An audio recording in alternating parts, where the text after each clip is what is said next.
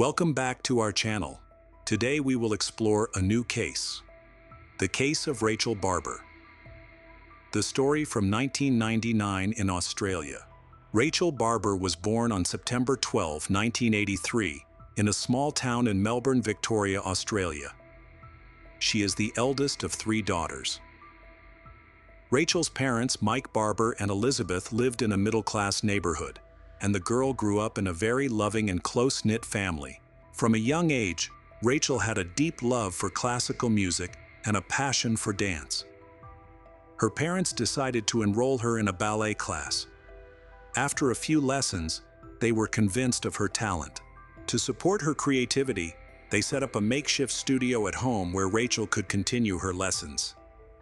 As time went on, Rachel transformed into a beautiful young woman. She had a slender body and was popular among her friends, but despite this, she was quite shy and reserved. Her commitment to dance made it difficult for her to keep up with her schoolwork, and she worried that her academic struggles would hinder her progress in dance. This concern led her to ask her parents to allow her to transfer from her regular high school to a dance academy called Dance Factory, where she could fully focus on her passion for dance. Her parents supported her desire to pursue her passion. After enrolling in the dance academy, Rachel quickly made close friends and met Manny Corella, a fellow dancer with whom she felt an instant connection. Their romantic relationship blossomed, and their peers affectionately referred to them as Romeo and Juliet. Rachel's life was busy and filled with a schedule, but this was not a problem for her since she was doing what she loved. Every morning, one of her parents took her to the local tram stop. From there, Rachel traveled to meet her boyfriend and friends, and together they headed to the academy. After classes, they would regroup and take the tram back, where Rachel's father would pick her up for the ride home. Rachel's life seemed idyllic. She was young, attractive, popular, supported by a loving family and a caring boyfriend. On the evening of Sunday, February 28, 1999, while the Barber family was having dinner together, Rachel received 2 phone calls, but did not disclose who she was speaking to, downplaying their significance. This moment marked a turning point for her. On March 1, 1999, the day started off like any other for the Barber family. Rachel woke up early, got ready, and left for the academy. Her father, Mike, drove her to the tram stop, promising to pick her up that evening at 6:15 p.m. After hugging her father goodbye, Rachel met her boyfriend and her friends at the next stop, and they all headed to the academy together. Excitedly, Rachel told her friends that she would earn a significant amount of money that evening. Although they pressed her for details, she insisted it was a secret and that she couldn't share more. Given Rachel's appearance, her friends speculated that she was involved in modeling work. During their lunch break, Rachel and her boyfriend Manny visited a nearby shopping center, where she paused in front of a shoe store to admire a pair of shoes she had wanted for months but couldn't afford. She entered the store and asked the salesperson to hold a pair of shoes for her so she could return the next day to buy them. Manny pressed her again to share details about a mysterious job and whom she would be working with, but Rachel only mentioned that she would be meeting an old acquaintance that evening who had found her a well-paying job. Manny found it odd that she had so many secrets, but despite his persistent questioning, Rachel remained tight-lipped. She reassured her boyfriend not to worry, claiming it was nothing significant and posed no danger. When class ended, the group gathered as usual to head to the tram stop and go home, but Rachel said she would take a different route this time to meet someone. She hugged Manny, promised to call him that night when she got home, and then left. Concern arose when Mike arrived at the tram stop at 6:15 p.m. and noticed that his daughter was missing. This was unusual for him, as Rachel was typically very responsible. Trying to remain calm, he assumed she might be late for the tram and chose to wait for her. However, as time went by without any sign of Rachel, his worry grew. Elizabeth, Rachel's mother, also began to feel anxious when neither her husband nor her daughter returned home for dinner. At 7:40 p.m., Michael called Elizabeth to inform her that Rachel was missing. They were extremely worried because Rachel had a fear of the dark, stemming from previous incidents where two men had followed her home. The parents decided to contact the police for help. The police dismissed the concerns of Rachel's parents, telling them that not enough time had passed to file a missing person report, suggested that their daughter might just be protesting and had run away temporarily. The police advised them not to worry and to go home and wait. However, her parents knew their daughter well and were certain that she would never behave in such a way. Their family communication was open and casual, and Rachel felt comfortable discussing anything with her parents. Rachel's parents sensed something was wrong and decided to search for Rachel themselves. They first reached out to her boyfriend and her friends from the academy. Manny informed Rachel's parents about a mysterious job-related meeting she had that night, which they were completely unaware of. They also learned that Rachel had not taken the tram with her friend. Alarmed by this new information, the parents went to the police station but were ignored again. The next day, Rachel still had not been heard from, so her parents and friends began to search the entire city. They spoke to people, distributed flyers with her photo, and pursued every possible lead, no matter how small. Unfortunately, their efforts seemed fruitless, but they did not give up. Rachel's loved ones organized search groups, and many volunteers joined in. News of the missing young dancer spread quickly, and it wasn't until the third day, as the case gained public attention, that the police finally decided to assist. The first suspicion that arose with the police was regarding Rachel's boyfriend, but he had a very convincing alibi, so he was excluded from the list of suspects. Finally, a crucial lead emerged. A former student from Rachel's academy reported seeing her with another young woman at the tram stop on the night she went missing. The witness shared that she traveled on the tram with them and overheard their conversation, which sounded perfectly normal for two young girls. She also noted the specific station where they got off, mentioning that Rachel stood out because she looked well put together, while the other girl appeared more casual. The police were able to confirm this information by checking surveillance footage from the tram stop. The investigators' next step was to examine the Barber family's phone records, particularly from the days leading up to Rachel's disappearance. They discovered something. On the night before she went missing, Rachel received 2 calls from a former neighbor who was also the family's nanny, Caroline Reed Robertson.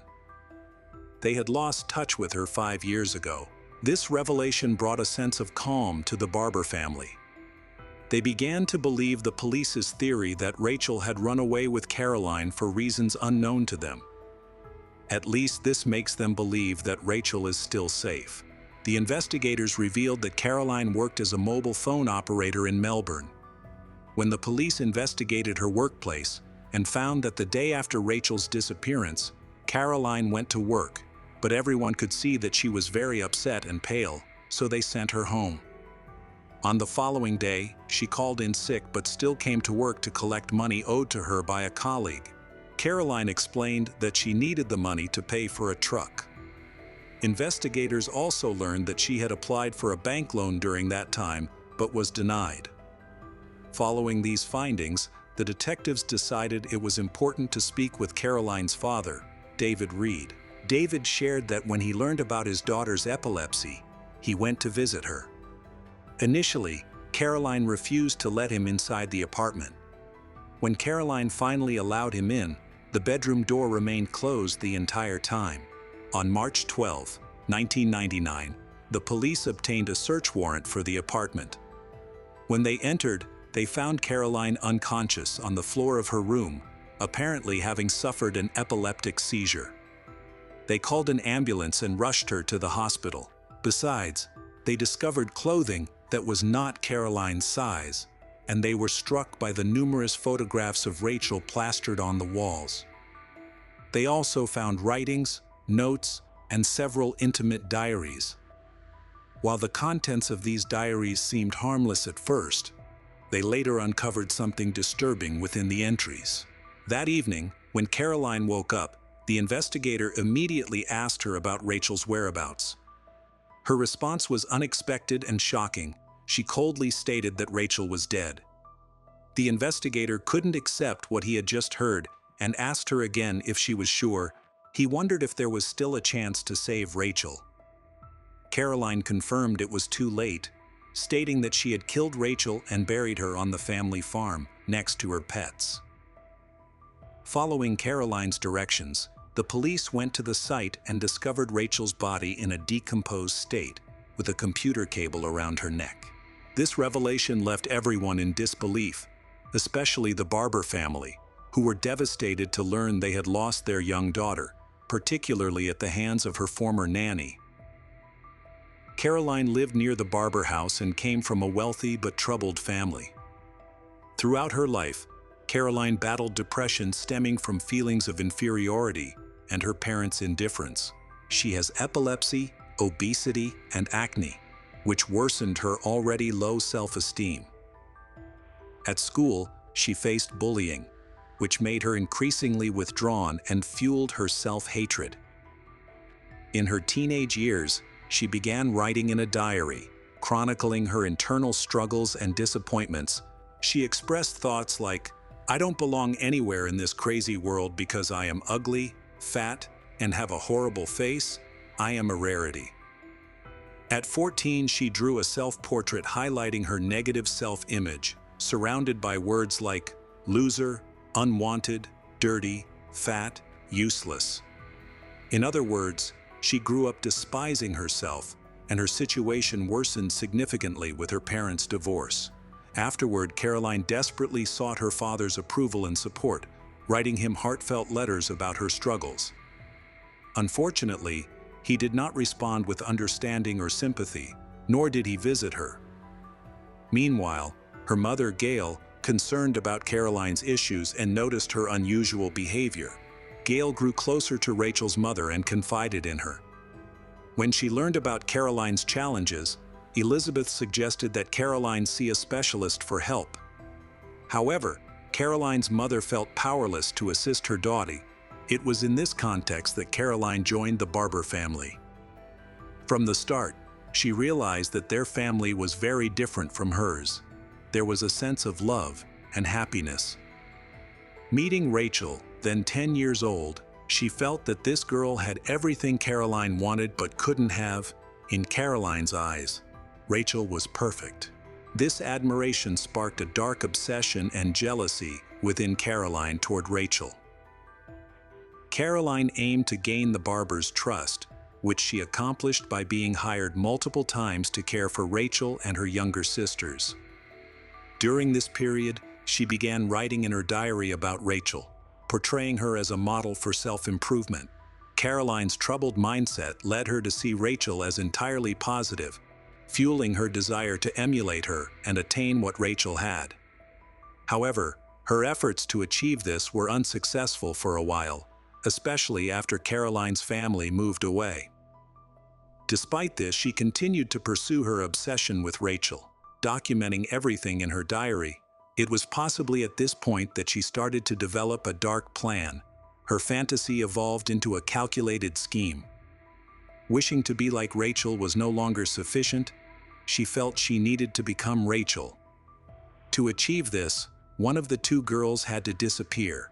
In early 1999, Caroline reached out to Rachel with an offer for a reputable modeling job. However, Elizabeth intervened, stating that her daughter was too young to work as a model. Undeterred, Caroline tried again, hoping for a better outcome. On the eve of her plans, she called Rachel to persuade her to meet. Caroline meticulously detailed her intentions in her diary, outlining every step to ensure success. For example, she wrote about poisoning a pizza with sleeping pills and instructed Rachel to claim she couldn't discuss their meeting due to confidentiality regarding a psychological study. Other disturbing entries described plans to drug Rachel with illegal substances, hide her body, alter her appearance, and dispose of her. One entry included reminders to check the farm on Tuesday, arrange a bank loan for a move, disguise her hair, clean the house thoroughly, and wash the carpet. These notes led investigators to conclude that Caroline acted with premeditation, having planned everything in advance. Just as planned, Caroline misled Rachel by promising her good payment to take part in a psychological evaluation, but insisted that Rachel keep it a secret. Trusting Caroline, Rachel did as she said. In her testimony, Caroline mentioned that she couldn't recall all the details of the incident but remembered meeting Rachel at the train station and then taking a tram to her apartment. Once inside, Caroline drugged Rachel with sleeping pills. The next thing she remembered was strangling Rachel with a computer cable. Afterward, she concealed Rachel's body in her closet for 2 days while she dealt with moving arrangements. A man who helped her move verified this.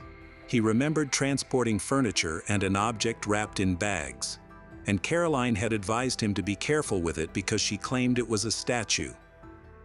According to her records, it was revealed that Caroline planned to escape to a new location and start fresh with a different identity. Caroline also detailed the new persona she wanted to create, which included having the same birth date as Rachel. At one point, she asked Rachel's sister for Rachel's birth date to help her obtain a birth certificate and falsify the birth date on it. Caroline portrayed her new identity as a young, rebellious girl with facial features similar to Rachel's. She attempted to secure a bank loan to start a new life but was denied. Caroline Robertson was charged with Rachel Barber's death on March 13, 1999, and remained in custody until her trial in November 2000. She was sentenced to 20 years in prison, with the possibility of parole after serving a minimum of 14 years. The judge described Caroline's actions as malicious, stating that she took Rachel's life to pursue an excessive dream, motivated by jealousy of Rachel's beauty and individuality, believing that this would lead to her own success and happiness.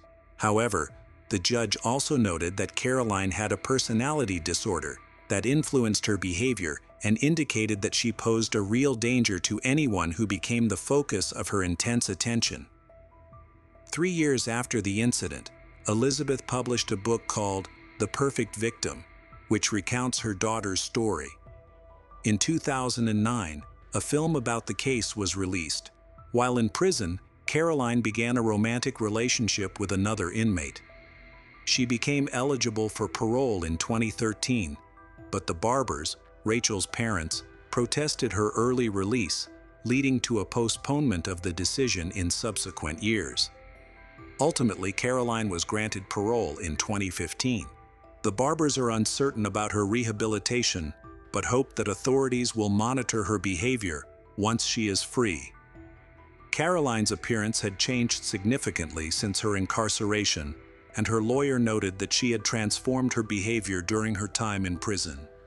He mentioned that she felt happier than ever while incarcerated. An innocent young girl lost her life due to circumstances over which she had no control. A troubled, unstable person mistakenly believed that taking the lives of others would grant her the qualities she envied, and that beauty was the path to happiness. Caroline clearly needed psychological help, which was evident through her behavior within her family. Unfortunately, the help she needed did not arrive in time, resulting in a tragic outcome. On a cold February afternoon in Wenatchee, Washington, 17-year-old Mackenzie Cowell stepped outside from her beauty school for a break, but she didn't inform anyone of her absence plan. She vanished without a trace. Hours later, her locked car was discovered in a secluded canyon away from town. There was only one set of footprints leading away into the snow. No one knew her whereabouts or what had occurred. What began as a missing person investigation quickly escalated into a more troubling situation. In the quiet town of Wenatchee, Washington, 17-year-old Mackenzie Cowell was recognized as a lively and dedicated young woman with a promising future. She managed her time between the homes of her divorced parents while preparing for high school graduation. In addition to her academic responsibilities, Mackenzie was also pursuing her dream of becoming a hairstylist by attending the Academy of Hair Design. Her life was busy, filled with early mornings, long days, and evenings spent dancing with her school's performance group, the Applettes, or participating in local modeling events. Mackenzie had faced challenges, including years of bullying because of her prominent underbite, which she hoped to correct with surgery. Nevertheless, she approached life with resilience. Her growing self-confidence was admired by both friends and family. Her father, Reed Cowell, often praised her relentless drive and determination. Her each day began before sunrise and extended well into the night. At that time, Mackenzie was in a close relationship with Joaquin Villazano, and they were nearly inseparable. Everything seemed to be going well until the events of February 9, 2010, changed everything. That evening, Mackenzie planned to have dinner with her father. It was meant to be a rare break in her busy schedule. When she didn't call after school, as she usually did, Reed quickly became worried. By 8 p.m., just as the family was about to report her missing, the police called first. They had found Mackenzie's car, a 2000 Pontiac Grand Prix, abandoned near Mission Ridge, about 40 miles from her home in Orondo. The surroundings were dark, isolated, and covered in snow. The car was locked. Cowell's wallet and some of her clothes were found in the car, although her debit card and mobile phone were missing. Only a pair of footprints were found at the scene, according to police, indicating that she had been alone when it was left there. The search for Mackenzie started right away. Bloodhounds, helicopters, and volunteers searched the steep and rugged area near where her car was discovered, but they found no clues. Although her case was classified as a missing person case with a risk of death, it did not initiate an Amber Alert. However, the local community and soon the entire nation became aware of her disappearance. Mackenzie's face was featured on news channels, and the FBI sent agents to assist local detectives. Everyone was eager for answers, but the situation was confusing. Mackenzie had never run away before. She was well-liked, responsible, and had strong ties to her family and community. At approximately 3 p.m. on February 9, 2010, she was last seen on surveillance video leaving the Hair Design Academy, walking to her car, and driving away. She told her classmates that she would be back in less than 15 minutes. Around this time, she sent a text message to her boyfriend saying, "Hey, what's up?" This was the last time she was known to have used her phone. After that, there was no further communication from her, making that text the last digital trace of her. Her debit card remained unused in the days that followed. Witnesses soon began to report their observations. Several residents near Mission Ridge stated they saw a tall, slim man with dark hair wearing a long coat walking alone around the time when Mackenzie's car was believed to have been abandoned, between 4:30 and 5:30 p.m. The police then focused on Mackenzie's phone records, examining thousands of messages, calls, and social media activities from platforms like Facebook and MySpace. However, despite the large amount of information, they could not find a clear lead. Detectives did not consider it a runaway case. For 3 days, her family, friends, and investigators remained hopeful, distributing flyers, searching the area where her abandoned car was found, and pursuing every potential lead. However, their hope turned to heartbreak. On the afternoon of February 13th, Mackenzie's body was discovered by a passerby on the banks of the Columbia River near Quincy, Washington, in a resort community about 32 kilometers from Wenatchee. She was found fully clothed, with her feet in the water. A vacant home for sale is located about 46 meters from where her body was found. The scene was eerie and unsettling. While authorities kept many details secret, what was revealed was alarming.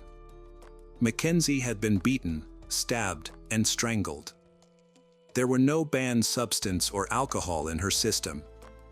Although she had not been abused, there was an attempt to dismember her after death. Her arm was partially cut off, and a serrated knife was found in her shoulder.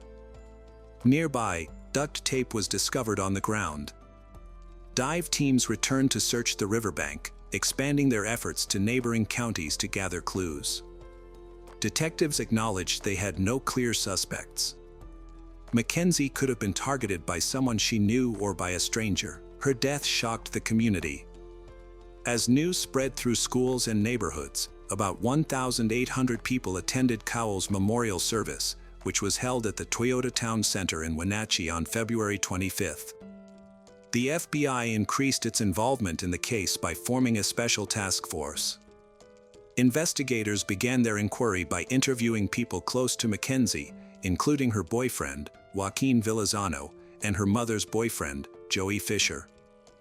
Although Joey appeared distressed and reportedly failed a lie detector test, it was noted that Joey had an argument with Mackenzie the day before her disappearance, but there was no evidence linking him to her death.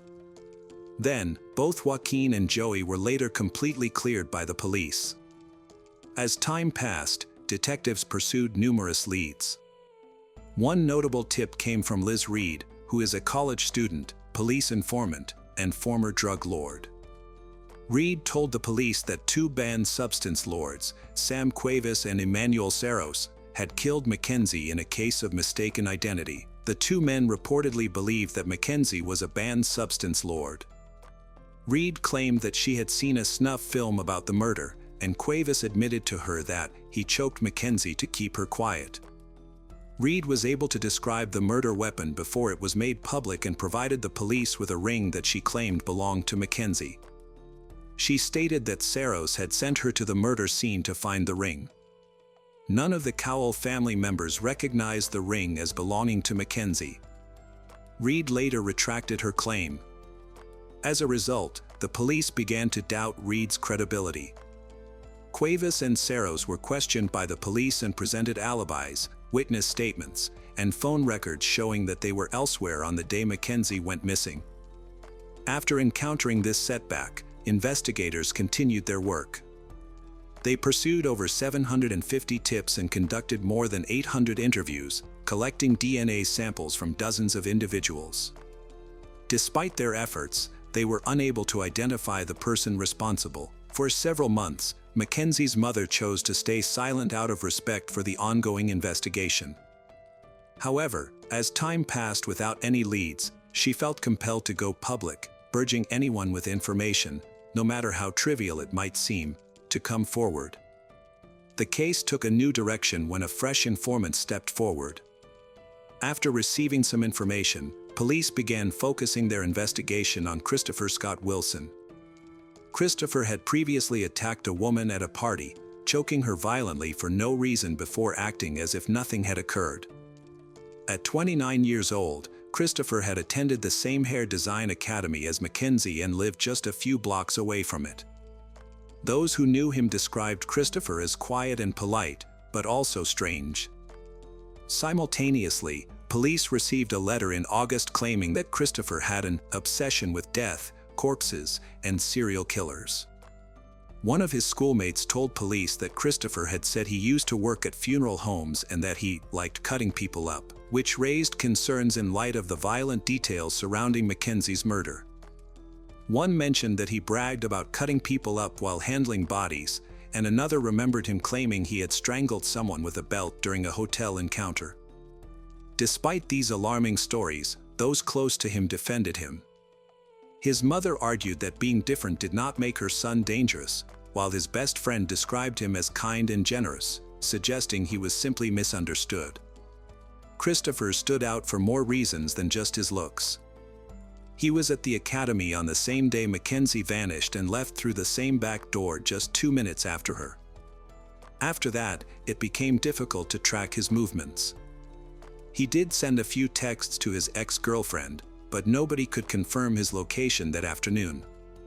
He had no prior criminal record, and when the police questioned him, he claimed he didn't know Mackenzie at all. He even agreed to give a DNA sample, which turned out to be a major mistake. DNA from duct tape found near Mackenzie's body matched Christopher. When faced with the DNA match and questioned about his presence in the area, Christopher completely denied being there. Upon learning that his DNA was found at the crime scene, he asked for a lawyer, and the interview concluded.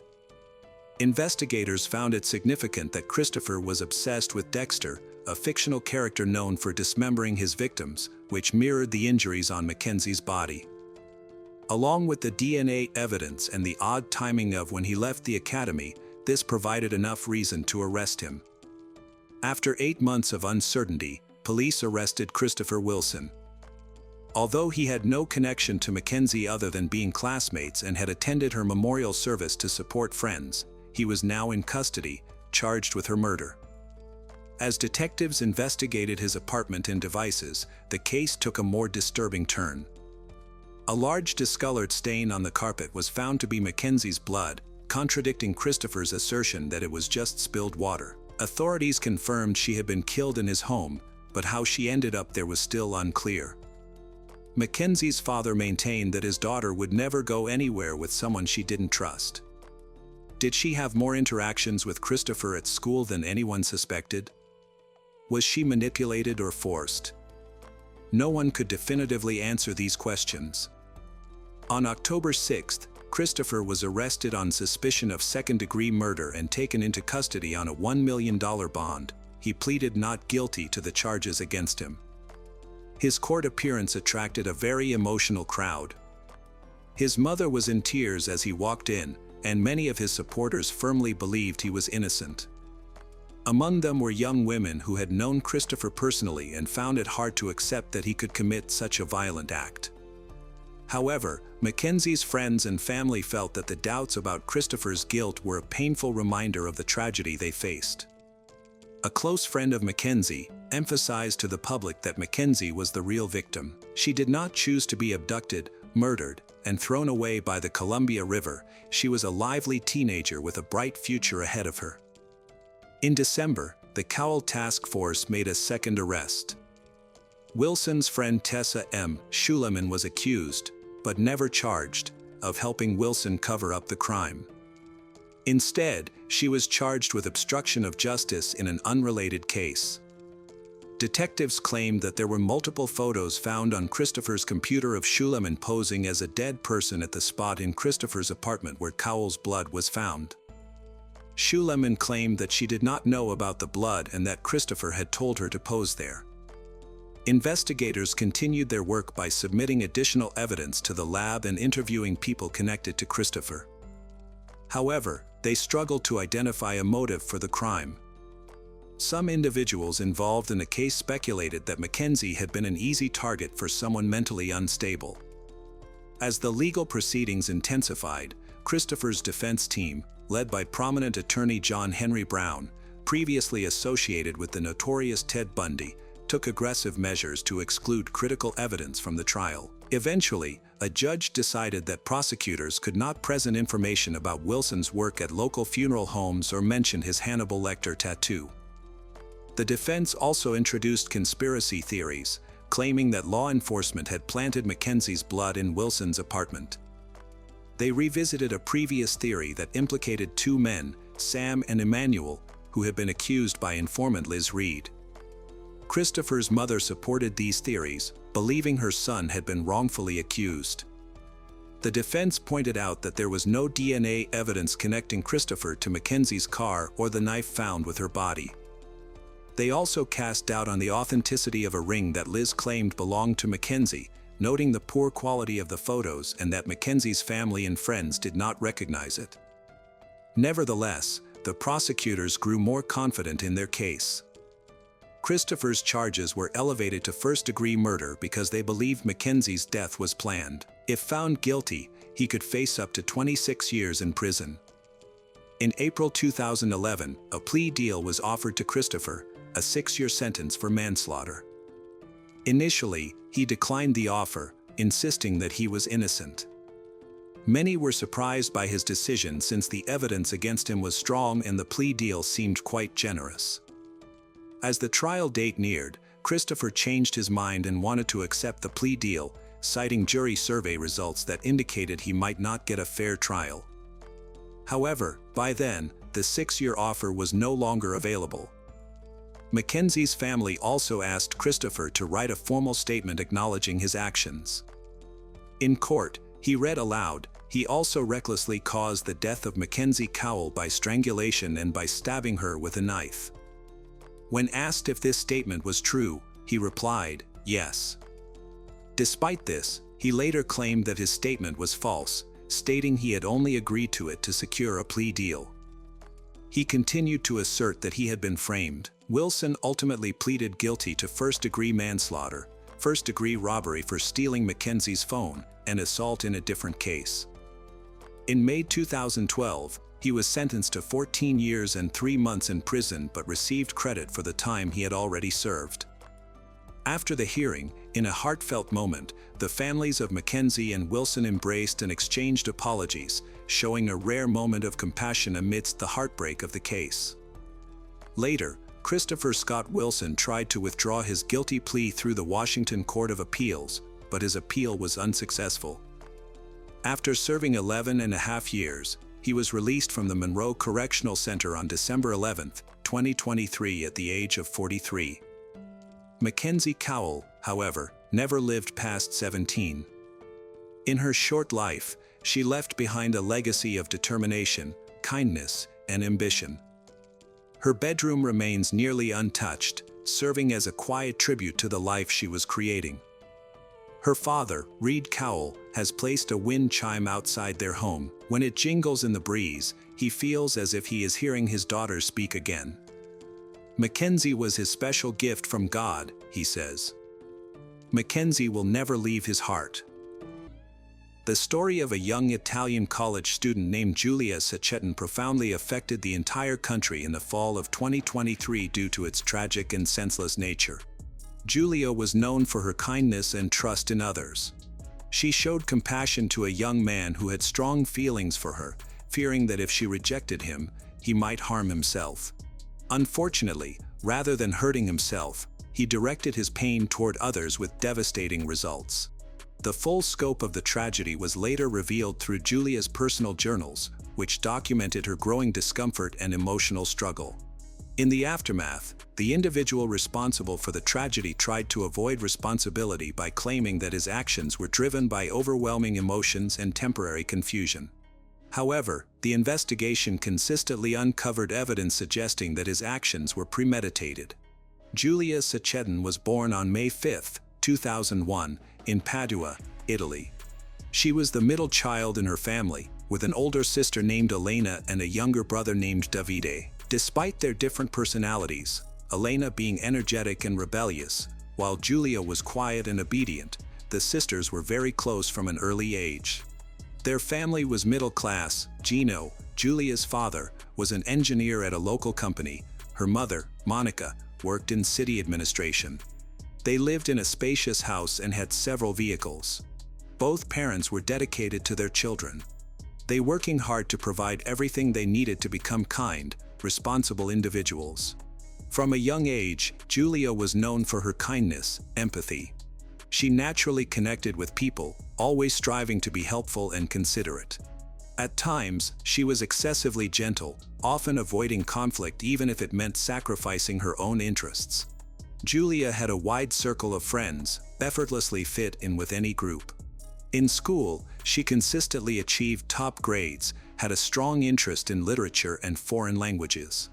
However, her true passion lay in art classes, where her teachers recognized her talent and encouraged her to pursue it further. As a teenager, Giulia attended an art academy while still in high school, seriously contemplating a career in the arts. However, as graduation neared, her parents urged her to opt for a more practical, stable career. Taking her father's advice, she enrolled at the University of Padua, one of Italy's leading public universities, chose to study biomedical engineering. Always one to avoid conflict, she agreed without protest and committed herself to her studies, even though she lacked genuine interest in the field. She did not envision a long-term career in biomedical engineering. While at university, Giulia met a classmate named Filippo Turetta, who was also in Padua. Filippo came from a humble background and was the only child of his parents, who cared for him deeply. Giulia and Filippo were in the same department. A mutual attraction quickly grew between them. Their relationship started with long conversations, emotional support, and facing challenges together. When Filippo began to struggle with his studies, Giulia helped him catch up and pass his exams. Soon after, he asked her out on their first date.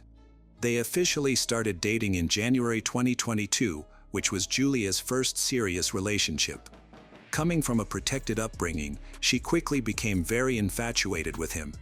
For the first 6 months, they were nearly inseparable, enjoying each other's company and appearing genuinely happy, which led their family and friends to believe in the strength of their bond.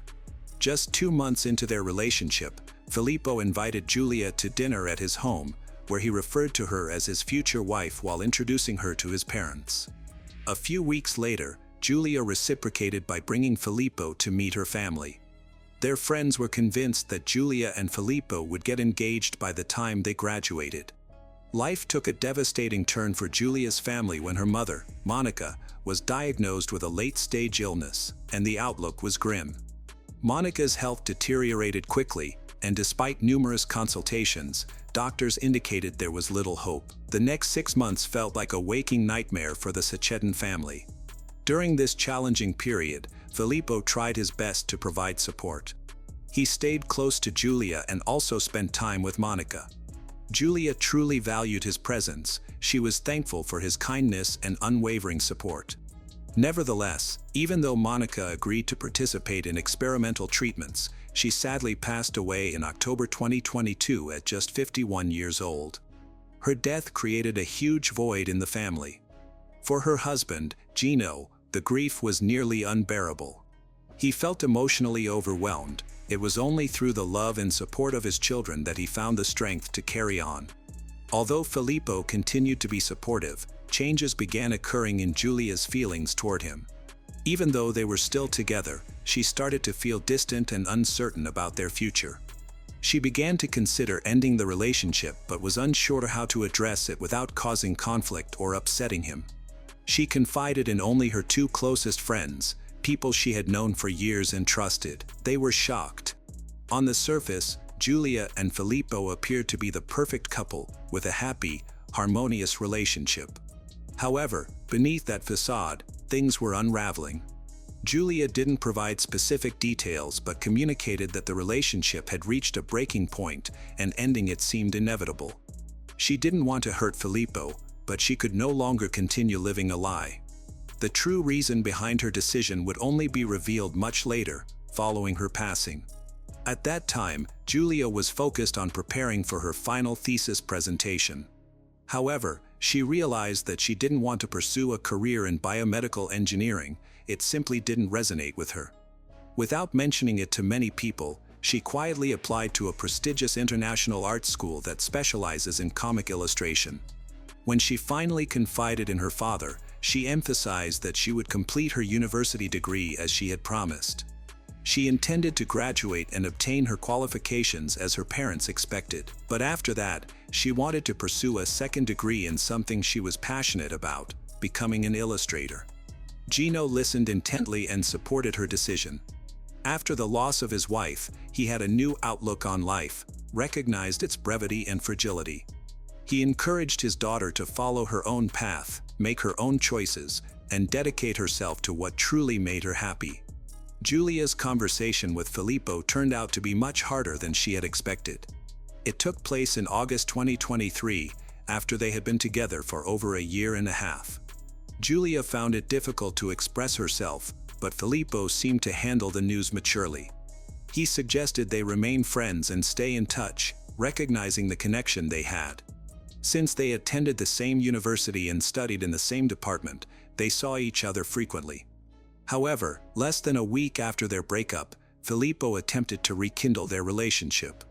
He invited Julia to one of their favorite restaurants, a place that once held special memories for them. He asked her to give their relationship another chance, reminding her of their good times together. Julia, however, remained resolute. She did not want to repeat old mistakes. The evening ended quietly, but an unspoken tension lingered, only becoming stronger with time. Filippo's behavior took a troubling turn. He began contacting Julia every day, initially expressing his love and pleading for them to get back together. However, this quickly shifted to manipulation and threats. He warned that he might harm himself if they didn't reconcile. Knowing Julia's compassionate nature, he exploited her empathy, pushing her emotional buttons. Concerned for his well-being due to his unstable nature, Julia reluctantly agreed to stay in touch. They briefly resumed seeing each other, driven more by worry than love. Julia hoped this was only temporary and that their connection would eventually fade. However, Filippo's behavior became increasingly alarming. He flooded her with messages, some of which were distressing. In one, he ominously stated that they would either be together forever or their lives would both end. Although this was a clear threat, Julia chose not to report it and only confided in her closest friend. This intense situation persisted for nearly 2 months. In late October 2023, Julia realized she could no longer live in fear.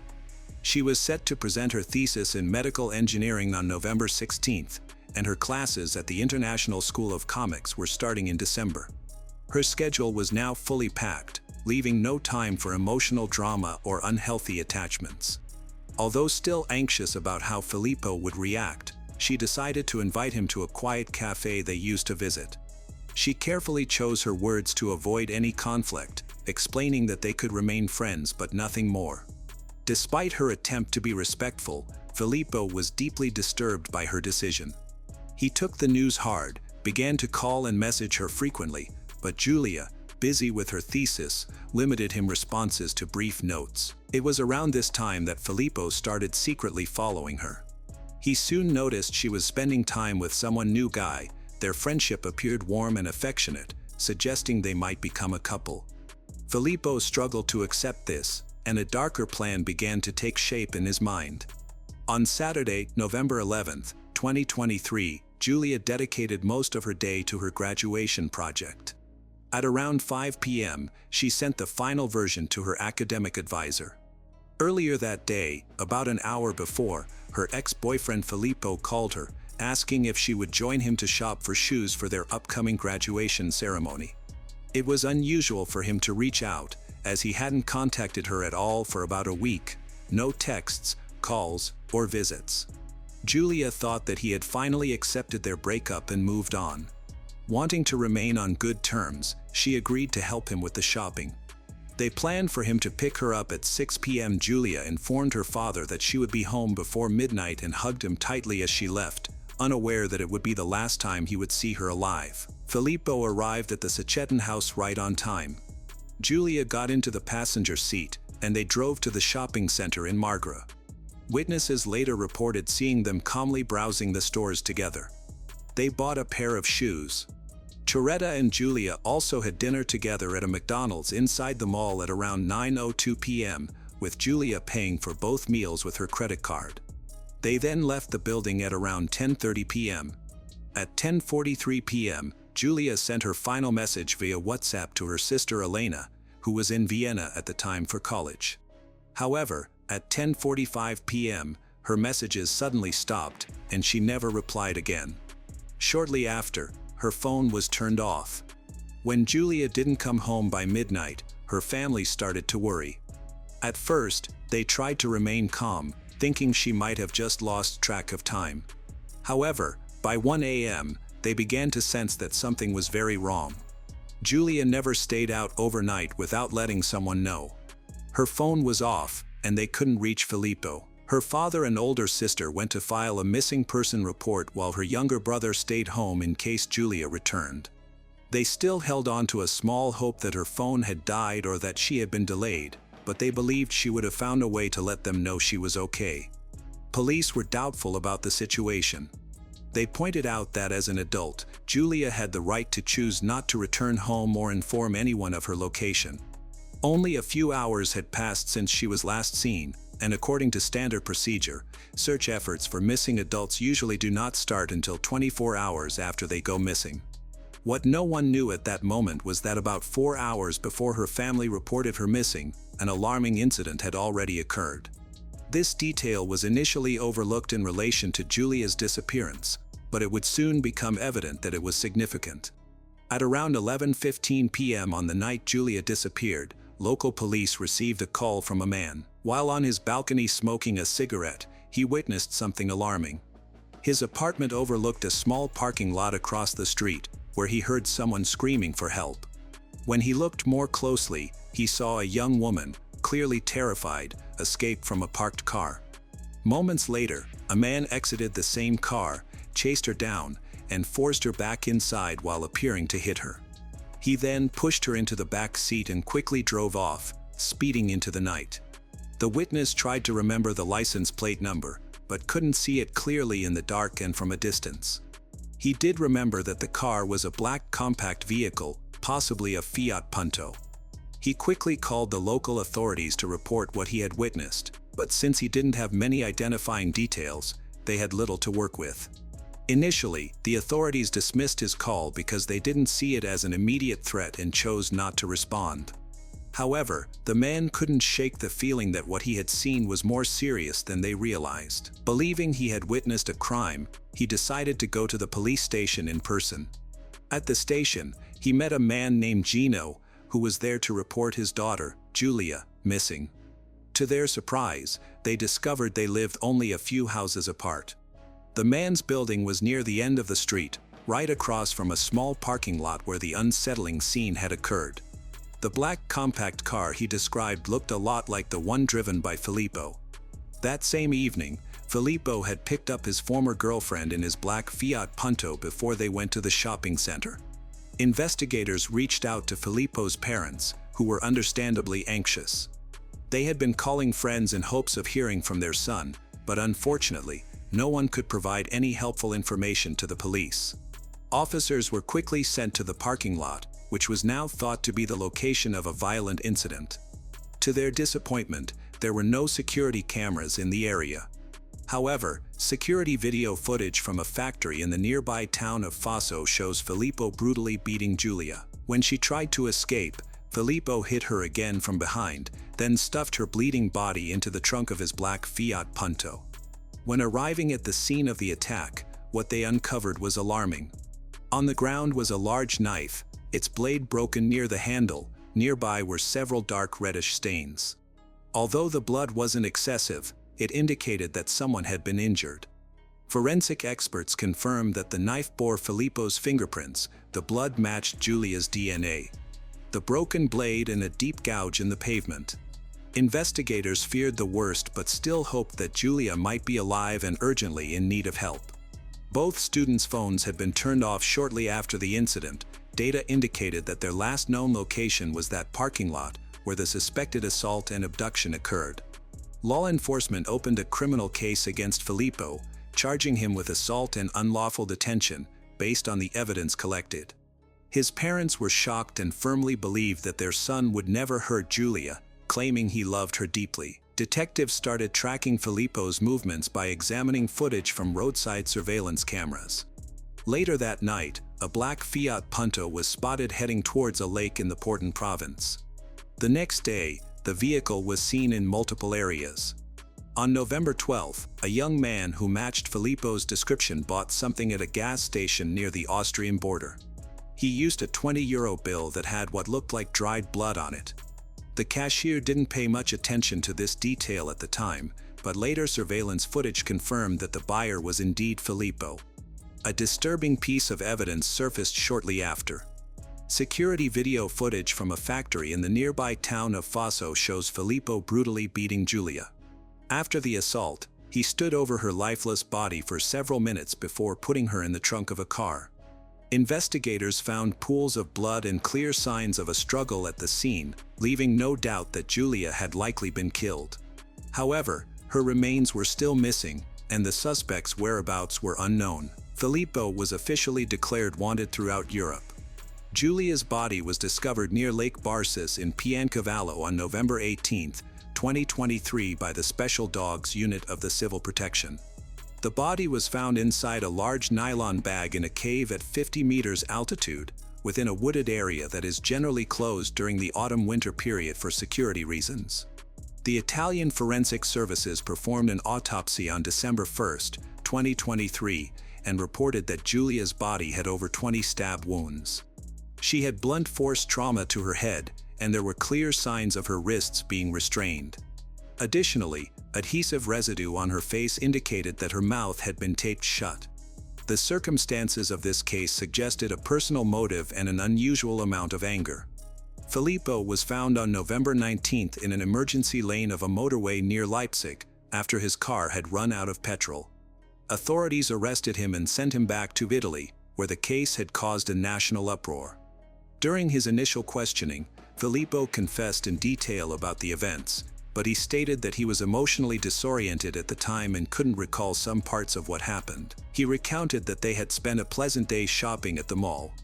On their way back, they stopped in a parking lot near Giulia's house.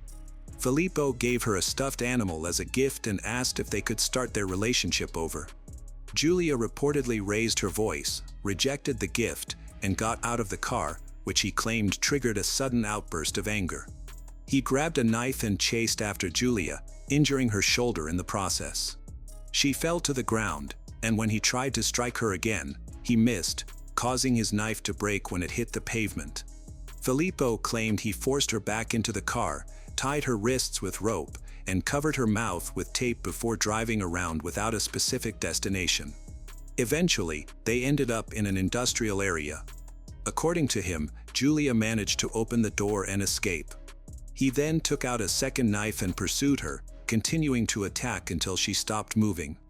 When asked how many times he hit her, Filippo estimated maybe 5 or 7. However, the forensic team found over 20 wounds, and his story of an unplanned outburst was contradicted by the fact that he had arrived at the meeting with 2 knives, rope, tape, and plastic bags, indicating he was prepared. Filippo claimed he planned to take his own life afterward in order to be with Giulia. He even revealed shallow cuts on his wrists, although he confessed he didn't go through with it. He found it easier to end another's life than to end his own.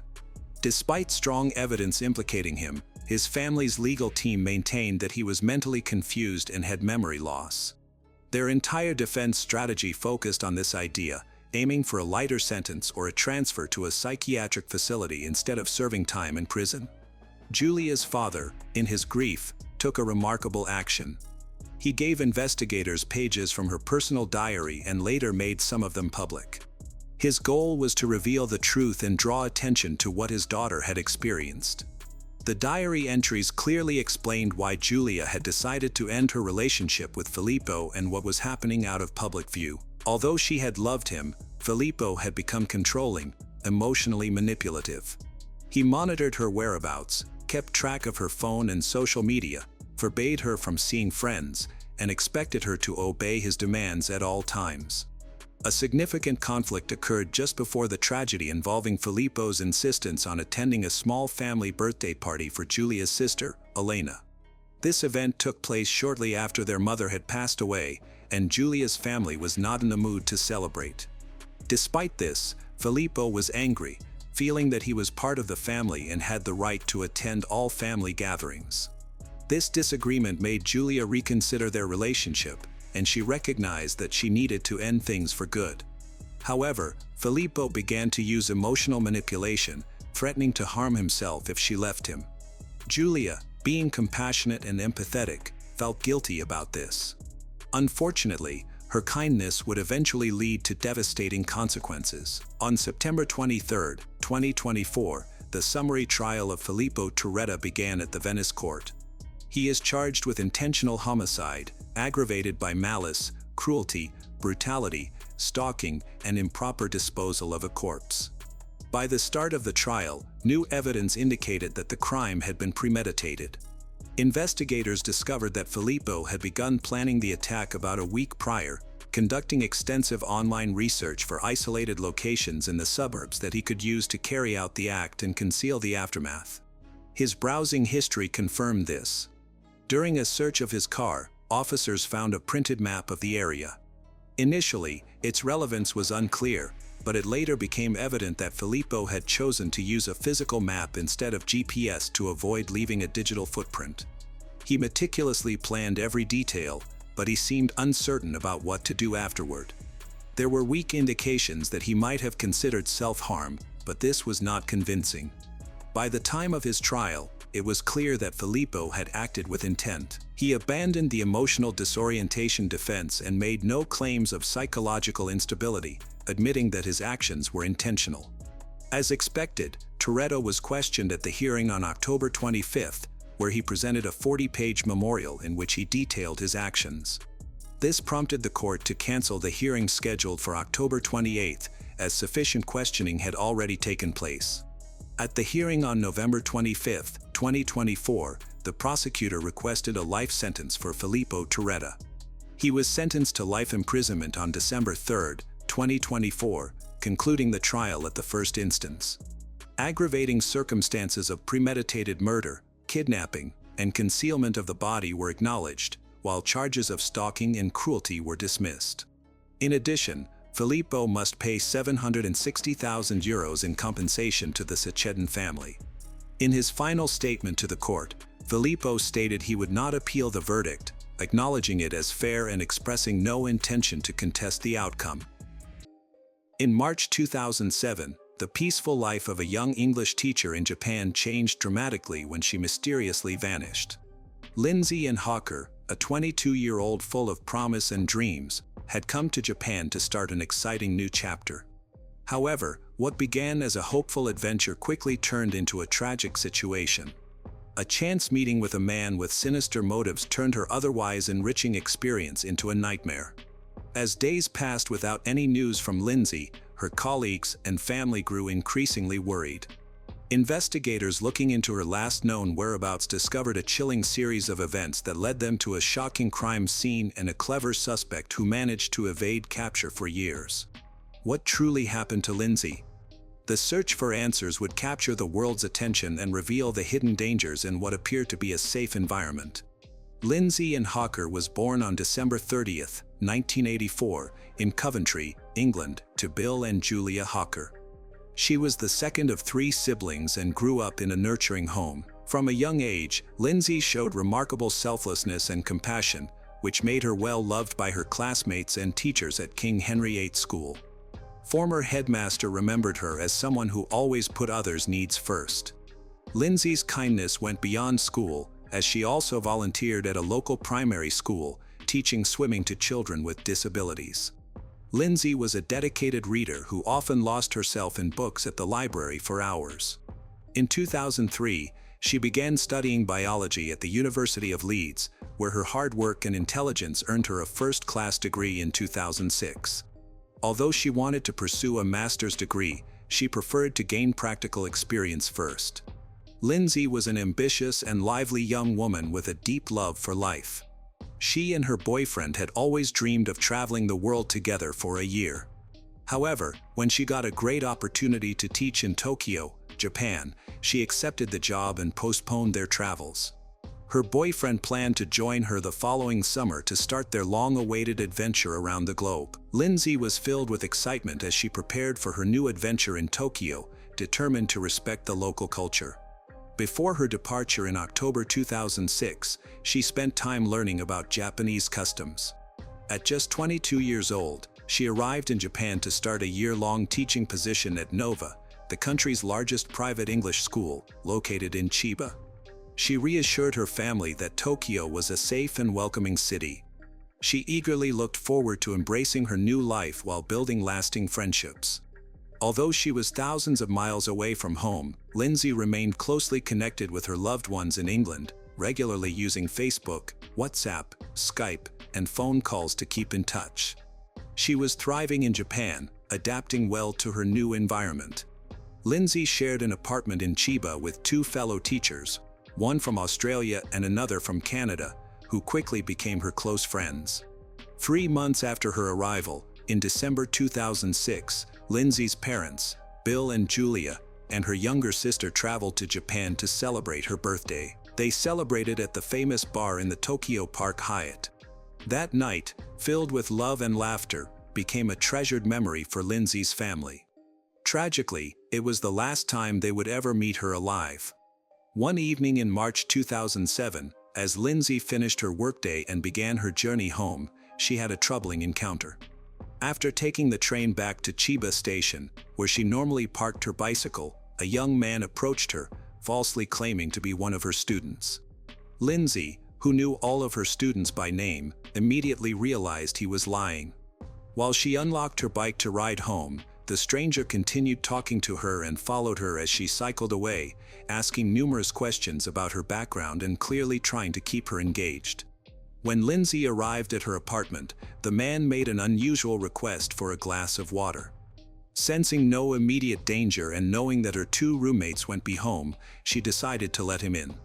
Once inside, she introduced him to her roommates, and he asked about private English lessons. According to Nova's rules, tutoring outside of work was permitted if done in a public place and if a record of the student's details was kept. Lindsay agreed to meet him at a cafe and set her usual fee at 3,500 yen, about $32 per hour, which she had charged other students in the past.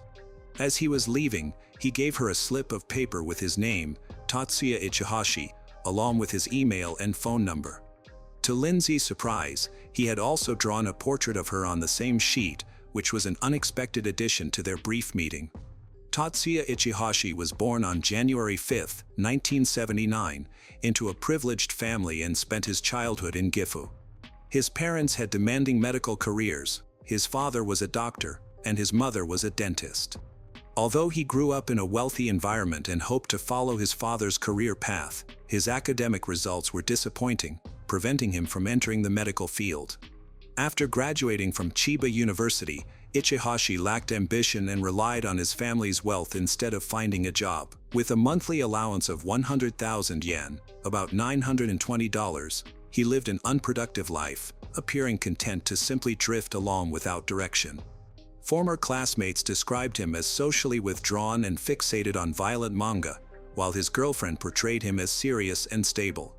Although he had no formal criminal record, there were concerning signs. He had once been a suspect in an assault and robbery case involving a woman. This incident was never reported to the authorities because his father paid her 1 million yen, approximately $6,800, to drop the matter.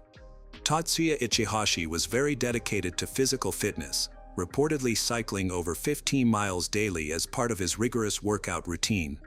However, while he was physically strong, his mental health was deteriorating. He shared with friends that he felt increasingly unstable but never sought professional help for his mental issues. Lindsay Hawker's last moments seemed ordinary, but they led to a shocking disappearance. On March 24th, she left her apartment to meet Tatsuya Ichihashi at a cafe for a private English lesson they had scheduled. The meeting seemed to go smoothly until Tatsuya asked her to come with him to his apartment nearby, saying he had forgotten his wallet and needed to pay her.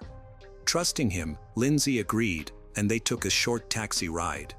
When she arrived, she told the driver that she would be back in the car in just a few minutes. However, those minutes turned into an unsettling silence. After waiting for 7 minutes without her return, the taxi driver left, unaware that he had just seen Lindsay Hawker for the last time. Lindsay was living away from home but kept in regular contact with her family and friends in England. When Saturday passed without hearing from her, they thought she was just busy. However, by Sunday, March 25th, they started to worry, as this lack of communication was unusual for her. Back in Japan, her co-workers at Nova grew concerned when she didn't show up for her classes, which was out of character for her. By Monday, March 26th, their worry escalated into panic. Nova staff informed Lindsay's father about her absence, and her roommates reported her missing to the police. At 2:30 p.m., the search for Lindsay Hawker officially began, but the reality of what had happened would turn out to be more shocking than anyone anticipated. The investigation started by examining the available CCTV footage, which provided important insights. In the hours before Lindsay Hawker went missing, the cameras captured her and Tatsuya Ichihashi at the cafe. The footage recorded everything from their drink orders to the personal conversation during her private English lesson with him. It also captured their departure from the cafe and their ride in a taxi to Tatsuya's apartment. After they were dropped off, the taxi waited for 7 minutes because Lindsay had asked the driver to stay parked. However, as time went by and she did not return, the driver eventually left. The next morning, police interviewed Lindsay's roommates, who described a disturbing encounter with a strange man who had come to their apartment. They mentioned that Lindsay had planned to give him private English lessons and provided his contact information written on a piece of paper.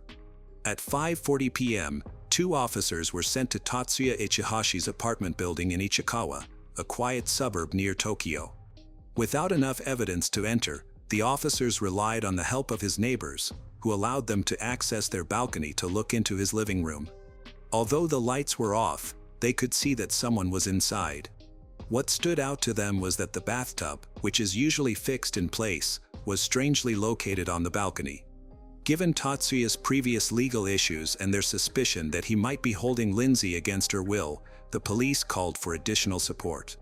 At 7 p.m., 9 officers were positioned outside his building. When Tatsuya unexpectedly came out barefoot and with a backpack, he ran away. Even without shoes, he dashed through the streets and managed to escape the pursuing officers. One officer caught his backpack, which only contained gym clothes. However, Tatsuya quickly jumped off the stairs and blended into the busy streets, avoiding capture. As the police entered Tatsuya's apartment, they went straight to the balcony to examine an oddly placed bathtub. Upon investigation, they found the bathtub filled with a troubling mixture of soil and sand. To their horror, a small white hand was visible above the soil, leading them to the discovery of Lindsay's lifeless naked body. Tatsuya had attempted to hide his horrific crime by mixing a decomposition agent into the soil and planting flower seeds on top, making it look like a harmless flower bed. Lindsay had been gagged with a scarf, her hands and feet were tightly bound with gardening ties. Disturbingly, her head had been shaved, her hair was found stuffed in a nearby plastic bag. The apartment also held various wigs, raising suspicions that Tatsuya might be transgender and intended to use Lindsay's hair for himself. The post-mortem revealed the tragic truth: Lindsay had been strangled. When her body was discovered, it showed evidence of a fierce struggle. Her upper body had large, bag-sized bruises, likely from numerous punches during a prolonged attack.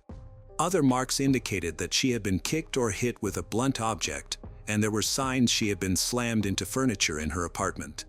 The defensive wounds on her arms indicated that Lindsay fought hard to defend herself, but in the end, she was overpowered and strangled.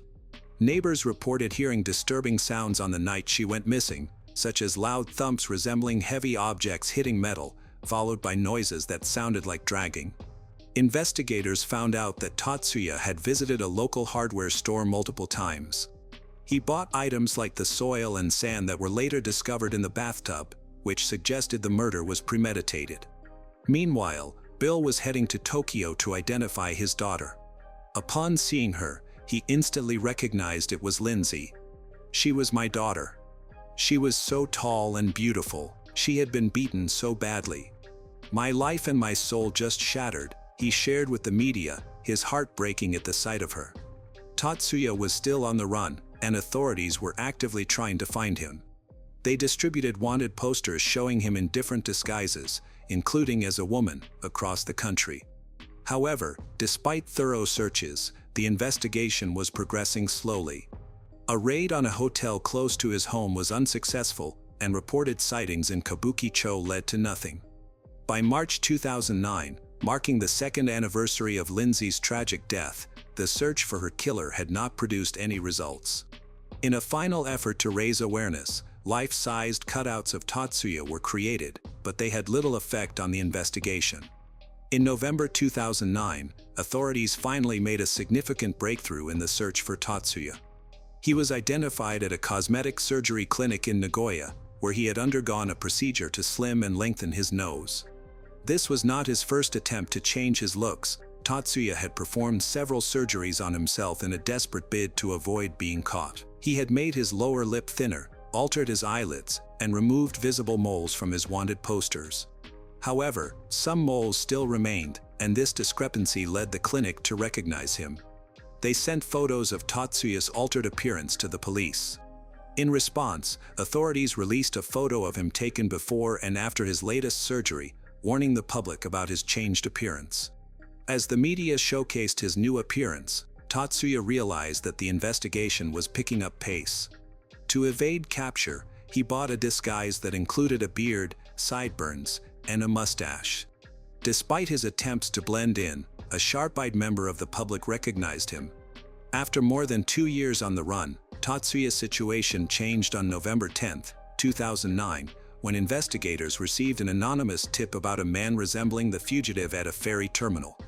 Officers quickly responded and arrested him in Osaka as he tried to board a ferry to Okinawa. His identity was confirmed through fingerprint analysis once he was in custody. At first, Tatsuya remained silent and uncooperative during the early days of his detention. However, when faced with the possibility of the death penalty, he ultimately confessed to killing Lindsay but claimed that it was not deliberate. In July 2011, when Tatsuya's trial started, he focused on a defense claiming that Lindsay's death was accidental. On the witness stand, he recounted the terrible events of that day, stating that he had unintentionally strangled her while trying to quiet her screams during the attack. He even claimed in court, in front of Lindsay's mourning family, that he attempted to revive her after realizing she was no longer breathing.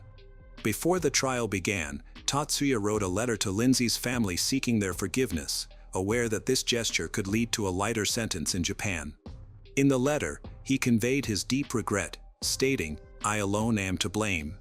I will take full responsibility. I will never forget what I did to her, and I will carry this burden for the rest of my life." He expressed sorrow for the impact of his actions, saying that he not only ruined her life but also altered theirs, and acknowledged that he would likely never be forgiven. On July 21, 2011, the Chiba District Court sentenced Ichihashi to life in prison for the murder of Lindsay and Hawker. Although Hawker's family requested the death penalty, the court deemed it inappropriate, considering Ichihashi's clean criminal record and the fact that, at 32 years old, he still had a chance for rehabilitation. In Japan, capital punishment is rarely applied in cases involving a single victim. Additionally, Tatsuya's youth and clean record led authorities to consider the possibility of rehabilitation, although it remains unclear if he can truly be rehabilitated. In April 2012, Tatsuya's defense team filed an appeal, arguing once more that Lindsay's death was an unfortunate accident. However, the court reaffirmed its original decision, stating that Tatsuya had acted with intent and that the murder was premeditated. His appeal was quickly denied. Tatsuya Ichihashi became eligible for parole in 2022, but there is no public information indicating that he has been considered for release. In Japan, inmates serving life sentences can apply for parole after 10 years, but the likelihood of approval depends on their behavior and perceived rehabilitation while incarcerated. The tragic disappearance of Lindsay and Hawker has left a lasting impact on her family, friends, and many others who followed her distressing story. Lindsay was a vibrant young woman full of promise. Her kindness and ambition, taken from the world in a shocking act of violence. For years, her loved ones endured the pain of uncertainty and the agonizing wait for justice. With unwavering determination, Lindsay's family relentlessly urged authorities to act, their voices united in hope and resilience, which ultimately led to the capture and conviction of her murderer. However, even after the verdict, no sentence could heal the deep sorrow of losing her. Lindsay's story highlights the hidden dangers, reminding us of the importance of staying alert in our lives. It also demonstrates the incredible strength of a family that would not give up, ensuring that Lindsay's memory lives on. As of 2023, Ichihashi is serving his sentence at Nagano Prison. On April 4, 2015, emergency services received a disturbing call from a local resident. A frightened man reported to the dispatcher that he went into his friend's living room to turn on the lights and check on him. However, when he went upstairs to the second floor, he found blood everywhere. The caller said everything was covered in blood, and his injured friend was not breathing. When the police arrived, they were shocked to discover the brutal murder of 59-year-old Charles Taylor in the unincorporated community of Montgomery County. The crime scene was horrifying. Blood was splattered on the carpet, the walls, and the sofa where Charles lay, completely soaked in it. The violent nature of the crime suggested deep anger. The attackers seemed determined to not only kill Charles but also to inflict as much pain as possible by stabbing him repeatedly with a sharp knife. The investigation of the house revealed no signs of forced entry, indicating that the perpetrator was familiar with the residents and acted quickly. The forensic medical examination determined that Charles died from blunt force trauma to the back of his head, along with 31 stab wounds. Charles was known as a kind and generous individual, He had a strong relationship with his adult son. He cherished his 2 grandchildren and daughter-in-law, Amanda Taylor. This is the image of the family that people often see, leading them to believe everything was well. However, was this truly the reality within the Taylor family? The initial investigation progressed slowly because the police had few leads. They started by looking into Charles's friends and acquaintances but found no one who had a motive to harm him. Soon, a theory emerged suggesting that the culprit might be a family member of Taylor. Investigators caught a break when a crime blogger came forward with photos of Amanda Taylor taking selfies next to Charles's lifeless body. As a result, she was added to the wanted list. Amanda Barbara Nicole Taylor was born on March 27, 1991, in Christiansburg, Virginia. There is limited information about her childhood, but it was difficult because both of her parents were incarcerated. Amanda faced many personal challenges as a young girl. Her involvement in crime began after she met Mariah Roebuck. The two of them frequently got into trouble together. On October 23, 2005, when they were only 12 years old, Amanda and Mariah stole a car and ran away from home, leading to charges of unauthorized use of a motor vehicle. In early April 2006, Amanda was charged with disorderly conduct at her middle school for loudly expressing her hatred for the school and its students, including making threats. This incident was much more serious than typical teenage behavior and is just a small part of Amanda's legal troubles. In 9th grade, she began dating Rex Taylor, who was 2 years her senior. They shared the same birthday, March 27th, which they saw as a meaningful connection. Amanda dropped out of school when she found out she was pregnant. She and Rex got married and had a son, but becoming a mother did not curb Amanda's criminal behavior. Amanda Taylor's married life was marked by numerous legal troubles. Her police record expanded significantly with reports of another attempted escape after stealing a vehicle, a conviction for alcohol possession, several domestic disputes, and a charge for holding a controlled substance. Her husband, Rex Taylor, also came from a troubled background. Although they were devoted to each other, Rex faced serious challenges with addiction and depression, having been addicted to banned substance since he was 15. They had a daughter. At one point, it seemed Amanda had turned her life around, becoming a dedicated mother and wife. This was in contrast to many young American women who expressed themselves through piercings, tattoos, and social media selfies. However, Amanda and Rex's relationship was far from typical. They obsessively studied the lives of infamous serial criminals and even corresponded with them while they were in prison. Amanda began to fantasize about joining the ranks of criminals herself, but before she could pursue that dark path, tragedy struck. Their marriage was complicated by Amanda's fears of Rex's infidelity. In April 2014, they separated. Rex returned to the family home, where he resumed using banned substance. Tragically, 4 months later, his lifeless body was found in a shed on their property. He had taken his own life on the day of their child's 7th birthday. After Amanda's husband passed away, she occasionally stayed with her mother and her friend Mariah. During her time with Mariah, she also formed a friendship with Sean Ball, a member of the Roebuck family. On March 27, 2015, which was her birthday and her late husband's birthday, Amanda visited Rex's grave and attempted to take her own life. Fortunately, she was saved and admitted to a psychiatric hospital due to her troubling thoughts and actions that posed a risk to herself and others. Despite her mother wanting her to stay for a longer period of treatment, Amanda was released back home shortly after. Once Amanda returned home, her mental state deteriorated further. As a result, Mariah and her husband decided that it was best for Amanda to move out. They also asked Sean Ball to leave, as he had developed strong feelings for Amanda. Feeling abandoned by her friends during this challenging time, Amanda began to entertain dark thoughts about killing. This disturbing mindset was influenced by her late husband, Rex Taylor, whom she wanted to honor and make proud. Amanda believed that fulfilling this twisted sense of duty required taking someone's life. Rex had a fascination with serial killers and had even formed close connections with some during his lifetime. Imagine stepping outside your house one morning to check your mailbox and discovering an envelope addressed to you from a famous serial criminal who was caught in 1980. Inside the envelope, you would feel relieved to find a birthday card for your young child and a handwritten note. Some might say that receiving such a message is worrying. Regardless, for most people, getting anything in the mail from a serial criminal would be unsettling, but not for the Taylor family. Rex's behavior and his readiness to communicate with known serial criminals, along with Amanda's fascination with crime, have been underscored by disturbing details found in her past social media posts. In multiple posts, Amanda praised mass murderers and their violent acts, specifically mentioning Timothy McVeigh, who orchestrated the largest terrorist attack in U.S. history, as well as Dylan Klebold and Eric Harris, the shooters responsible for the Columbine High School massacre. She expressed a desire to emulate these cruel criminals and chose to embark on a criminal path herself. On April 4, 2015, Amanda went to Charles's home in Montgomery County, Virginia, with Sean, who had picked her up in his car earlier that day. Together, the two purchased a bayonet-shaped knife.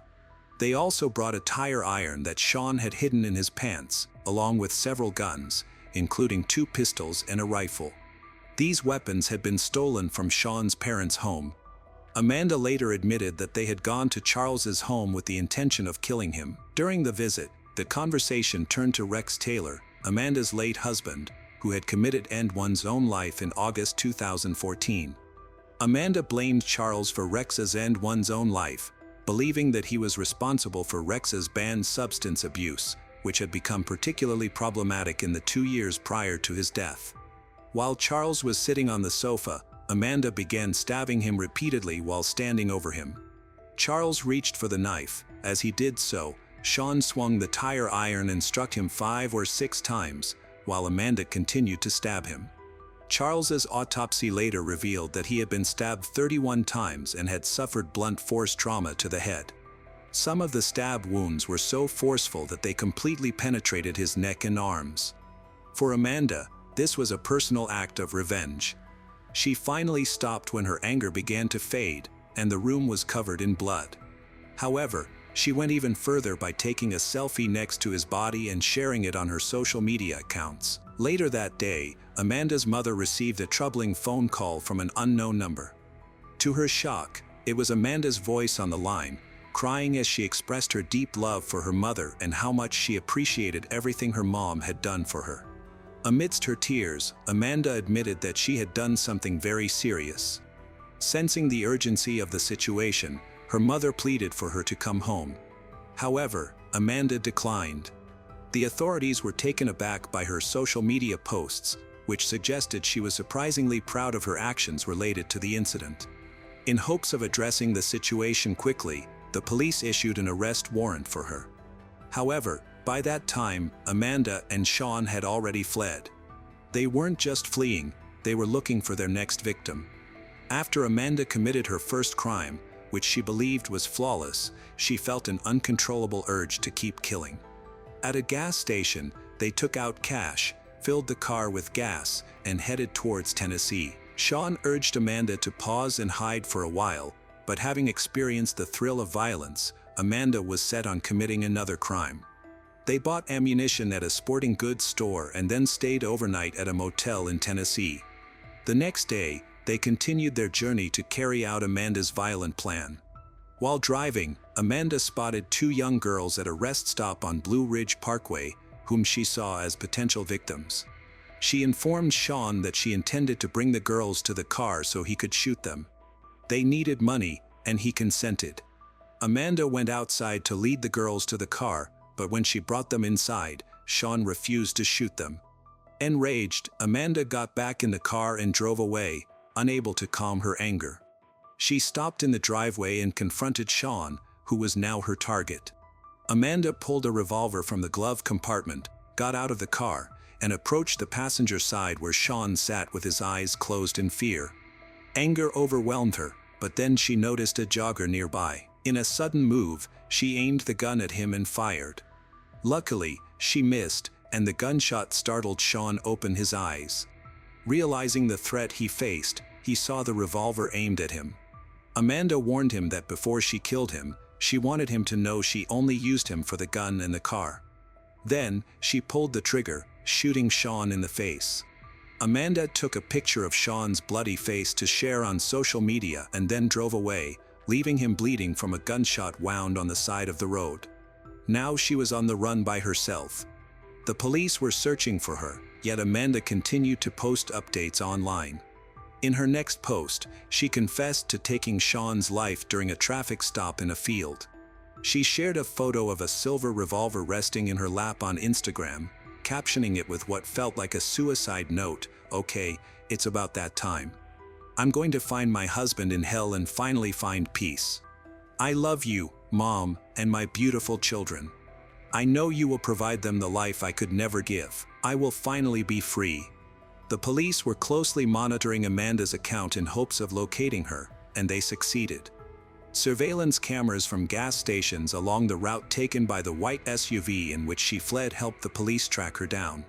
Additionally, cell tower signals pinpointed Amanda's location on a North Carolina state highway. Patrol officers spotted a white SUV traveling east on I-40 near Asheville. When they attempted to pull her over, Amanda resisted arrest. Law enforcement was on high alert, aware that she was armed and considered very dangerous. After a 2-mile stretch filled with strategically placed spikes, the chaos finally came to an end. Amanda was taken into custody around 8 the next morning. Police officers pulled her out of the car and handcuffed her. Meanwhile, paramedics discovered Sean, injured, on the side of the road. In the interrogation room, Amanda acted indifferently, sipping a soft drink and playing with her hair until the captain and another detective entered. When questioned, she waived her right to remain silent and confessed to everything. She seemed surprisingly comfortable in the presence of the investigators. Amanda was informed that Sean was not dead. The bullet had passed through his jaw, causing him to faint from the pain but leaving him with no lasting injuries. In a startling statement, Amanda expressed her desire to go to the death chamber. In a surprising twist, Amanda changed her plea to not guilty in court. During the trial, she described her crime in detail, claiming she was justified in killing Charles, who had taken Rex away from her. Initially, she was furious with Rex, but her anger soon turned toward his father. Amanda confessed that she wanted Charles to feel the same pain she had endured. She claimed she killed Charles because she held him responsible for her husband Rex's death. According to Amanda, when Charles mentioned Rex again, she looked at him and began stabbing him. She acknowledged that she felt a strange happiness during those moments of violence. Ultimately, Amanda unleashed all her pent-up hatred and anger. By not pleading guilty, she sought attention and an opportunity to discuss her case. The investigator found Amanda's explanation appalling, especially since she likened her feelings about the crime to a happy memory. On November 12, 2015, Amanda Taylor was convicted of first-degree murder for the brutal killing of Charles Taylor. She was sentenced to life in prison, with the judge describing her as the embodiment of evil. As part of a plea bargain, Sean Ball acknowledged that he did not deserve sympathy and expressed deep remorse for his actions. Yet, he carries a constant guilt, pondering what led to his situation. Sean Ball accepted a plea deal for second-degree murder, receiving a 60-year sentence with 19 years suspended, requiring him to serve 41 years. He expressed deep remorse for his role in the crime. Amanda recently appealed her conviction but was unsuccessful. She mentioned that she plans to take her appeal to the Supreme Court if needed. While Amanda is not a repeat offender, she gained a reputation as a killer selfie taker. During this time, she surprisingly gave a phone interview to a local reporter, where she compared the experience of being stabbed to riding a roller coaster. Amanda Taylor committed a serious crime, and many people who knew her described her as a dark and troubling individual who had been obsessed with death, crime, and serial offenders since she was young. Her social media accounts were filled with disturbing images of death scenes. On April 27, 2024, the quiet community of Myrtle Beach, South Carolina, was shaken to its core by the devastating death of 30-year-old Micah Miller, a vibrant and ambitious woman who was found dead in Lumber River State Park, North Carolina. She had been married to a local pastor, John Paul Miller, for nearly 7 years. However, the picture-perfect facade of their relationship hid a much darker truth. What secrets lay hidden within Micah and John's marriage, How could a man of God allegedly commit such a profound betrayal of trust? Micah and John first crossed paths when she was just 14 or 15 years old, as she and her family began attending the Solid Rock Church in Myrtle Beach, South Carolina. At that time, John was serving as the leader of the youth group in the same church. Despite the significant age gap, John was 28 years old when he first met Micah. The two developed a friendship. When Micah turned 18, it was John who officiated her marriage to one of his friends. Both Micah and her husband were involved in the church, with Micah having several responsibilities, including working with the media team while her husband was in charge of the sports ministry. After some time, Micah became John's secretary and babysitter for his growing family. John was already married and was the father of 5 children. One day, while Micah was babysitting for John's kids, his wife discovered her husband and the babysitter in a compromising position. It was clear that the two had developed feelings for each other. The fallout from this revelation was swift. Both Micah's and John's marriages ended in divorce in 2016.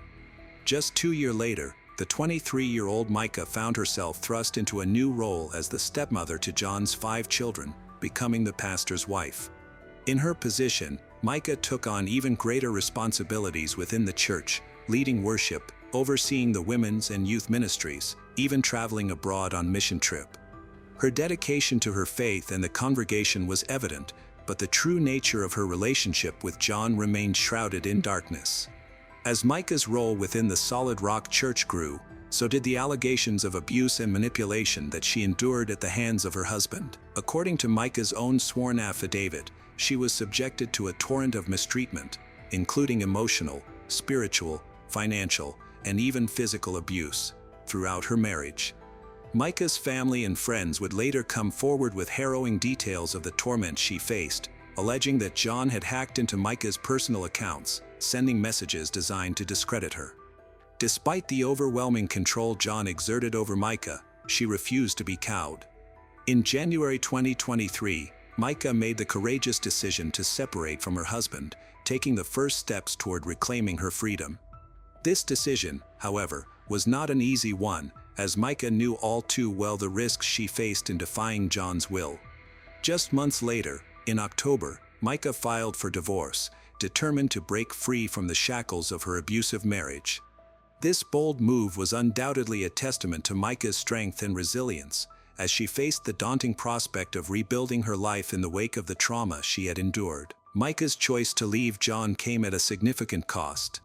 She reached out to the police multiple times after feeling that someone was following her, which added to her anxiety during her attempt to end the marriage. Micah discovered her tires had been slashed and found a tracking device on her car, deepening her fears about John's obsessive need to control her. These events made Micah feel even more vulnerable as she faced the challenges of divorce, constantly anxious about the possible consequences of her decisions. In the months leading up to Micah's tragic death, a series of troubling incidents heightened the sense of danger and mistrust in her relationship with John. As Micah tried to free herself from the marriage and establish her independence, John resorted to increasingly desperate and threatening methods to keep her under his control. In February 2024, Micah's sense of freedom was drastically affected when John had her hospitalized against her will, claiming it was for her health. He alleged that she wasn't taking her medication properly, using this as a reason for her forced admission to a psychiatric facility. However, Micah's family and friends saw through John's deceit, believing he had exaggerated her mental health issues to gain more control over her. As the divorce proceedings progressed, Micah applied for spousal support, with a hearing set for June 5. This action was a bold statement, indicating that she would not allow John to manipulate her finances indefinitely. However, tensions mounted between them in mid-March when Micah asked John for $2,000 for a trip. John refused her request, suspecting that she would not use the money for its intended purpose.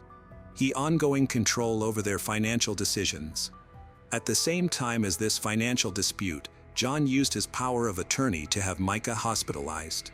While she was in the hospital, John took her purse, car keys, and retrieved her car from a parking lot. He claimed he did this because he was worried about what Micah might do upon her release. On the morning of April 27, Surveillance video showed Micah leaving her apartment in Myrtle Beach at 11:38 a.m.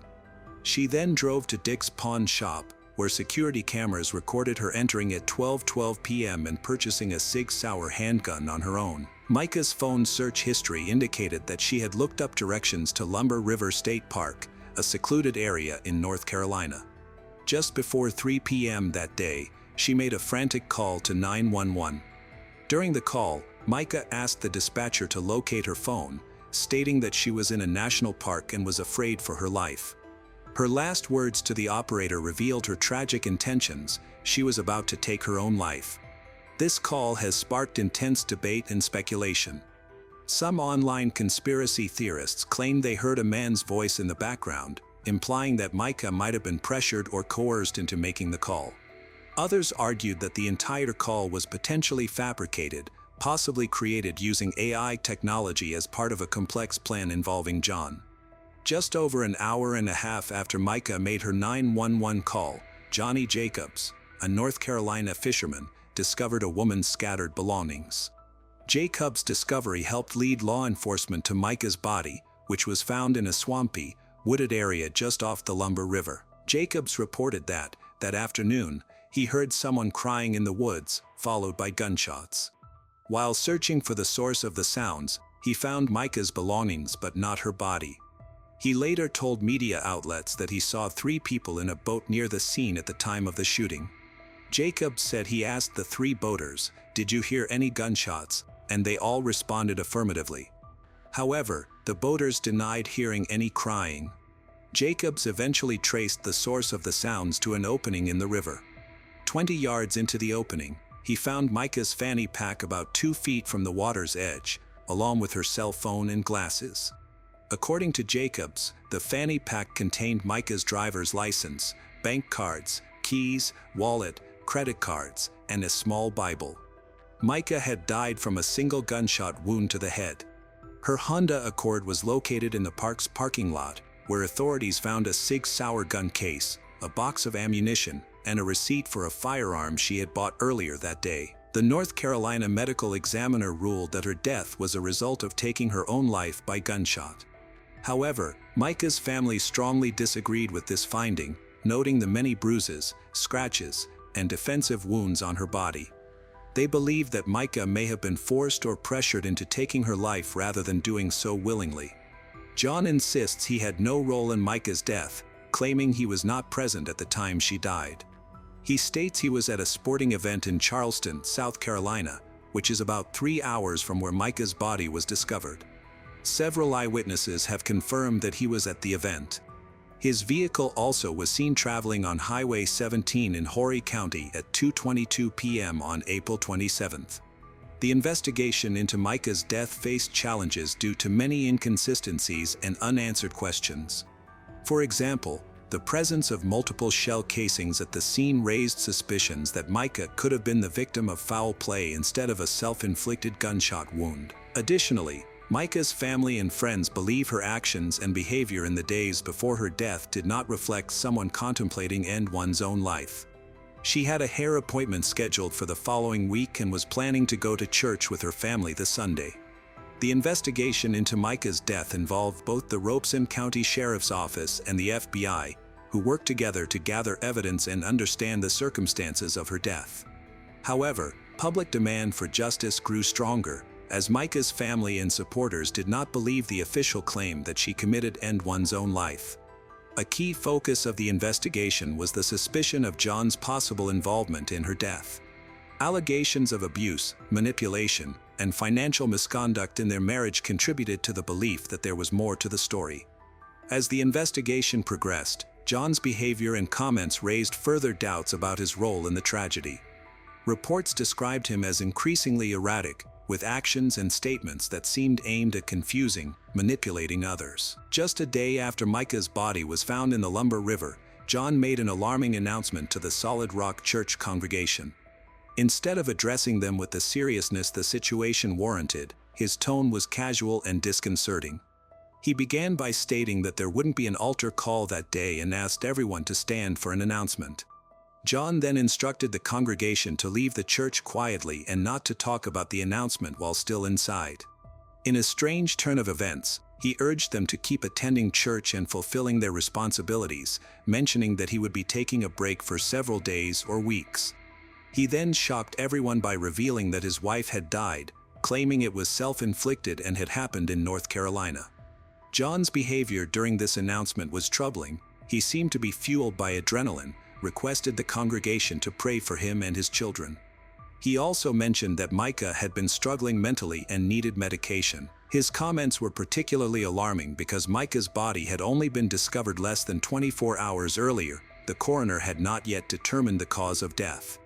Meanwhile, the Robeson County Police were still investigating the case as a suspicious death, yet John had already labeled it a suicide, attributing it to Micah's mental health issues, despite the significant evidence of abuse and manipulation that had existed in their marriage. John denied any wrongdoing, asserting that the allegations of abuse were untrue and that he never harmed Micah. However, Micah's family and friends saw through his claims and refused to believe him. After Micah's death, John's actions raised further alarm. He insisted on immediate cremation and would not allow her family to see her body unless they complied with his demands. Adding to the growing suspicion, John hired a lawyer and sent letters demanding an end to the accusations against him. These letters contained subtle threats, implying that he wanted to silence anyone who questioned his role in Micah's death. As more details about John's behavior came to light, the public's call for justice intensified. Micah's family, friends, the surrounding community demanded answers and urged authorities to take action against those responsible for her death. As the investigation into Micah's death progressed, the FBI and U.S. Attorney's Office became involved, bringing their resources and expertise to the case. However, it was unclear which specific areas the federal authorities were investigating. Micah's family expressed significant concerns about the autopsy, particularly because there was no information regarding gunshot residue. They also questioned why the authorities had not conducted these tests. Additionally, the family was worried about the toxicology report, raising the issue of whether Micah was mentally sound at the time of her death or if she was under the influence of substances. There was no documentation to clarify this. The family's concerns grew when Micah's body was cremated shortly after her death, a decision made by John, which prevented the possibility of a second independent autopsy. This action only increased suspicions that John might be hiding something. As the investigation continued, various theories arose regarding John's possible role in Micah's death. Some suggested that he may have used his boat to transport Micah's body to the remote location where it was discovered. Security footage from the pawn shop where Micah bought the gun also faced scrutiny, with some believing that the timestamps were altered to support a specific narrative. Additionally, the fact that John had been reported to the police for transferring church funds into his personal account raised further suspicions about his motives and integrity. One of the most troubling findings from the investigation was the discovery of Micah's detailed diaries, which she had written to document the abuse she experienced from John. John had contacted Micah's family, trying to obtain these documents, which increased suspicions that they contained evidence against him. Micah's family stated that these diaries now belonged to Micah's sister, Sierra Francis, who was appointed as the special administrator of Micah's estate. The diaries are considered crucial evidence in the ongoing investigation, as they are expected to clarify the true nature of John and Micah's relationship and the circumstances leading to her tragic death. Micah's family and friends strongly believe that John's abusive behavior, manipulation contributed to her decision to take her own life. They highlighted the numerous police reports she filed, which detailed her fears for her safety and the harassment she suffered at John's hands. Additionally, allegations of multiple affairs and financial misconduct further reinforced the perception that John was a man driven by his own desires and willing to go to great lengths to maintain control over others. The tragic death of Micah Miller sent shockwaves through the community, led to various reactions and consequences. Following this, Solid Rock Church, where John was a pastor, became a focal point of the controversy. Church leaders reported receiving numerous harassing phone calls and messages from people seeking answers and demanding accountability. The situation was equally troubling for those directly involved in the investigation. The coroner who examined Micah's body received threats. Micah's family, particularly her sister Sierra, firmly rejected the official explanation of her death. They believed that Micah's death was planned and staged by John, and they were resolved to find the truth, no matter the challenges. Their unwavering dedication to seeking justice for Micah demonstrated their love and commitment, alongside their strong belief that the authorities had not thoroughly investigated the circumstances of her death. Meanwhile, Jacobs has become one of the most controversial figures in the Micah Miller case. On March 14, 2025, at the intersection of Iona Church Road and Raynella Road, a rural intersection 2 miles from his home, Jacobs, a key witness in the case, died in a collision between 2 vehicles. Death of key witness fuels belief in conspiracy theories. As more information about the case became available, the public's demand for action against John intensified. Micah's supporters, both in the community and on social media, called for authorities to hold John responsible for his alleged involvement in her death. Micah's family's relentless pursuit of justice and the continuous calls for accountability all highlight the deep, lasting effects of this tragedy on everyone involved. On February 17, 2023, in Hexham, England, friends and family gathered to honor 15-year-old Holly Newton at her funeral. Holly was a beloved teenager, known for her kindness. Hundreds of mourners participated in a procession to Hexham Abbey to pay their respects.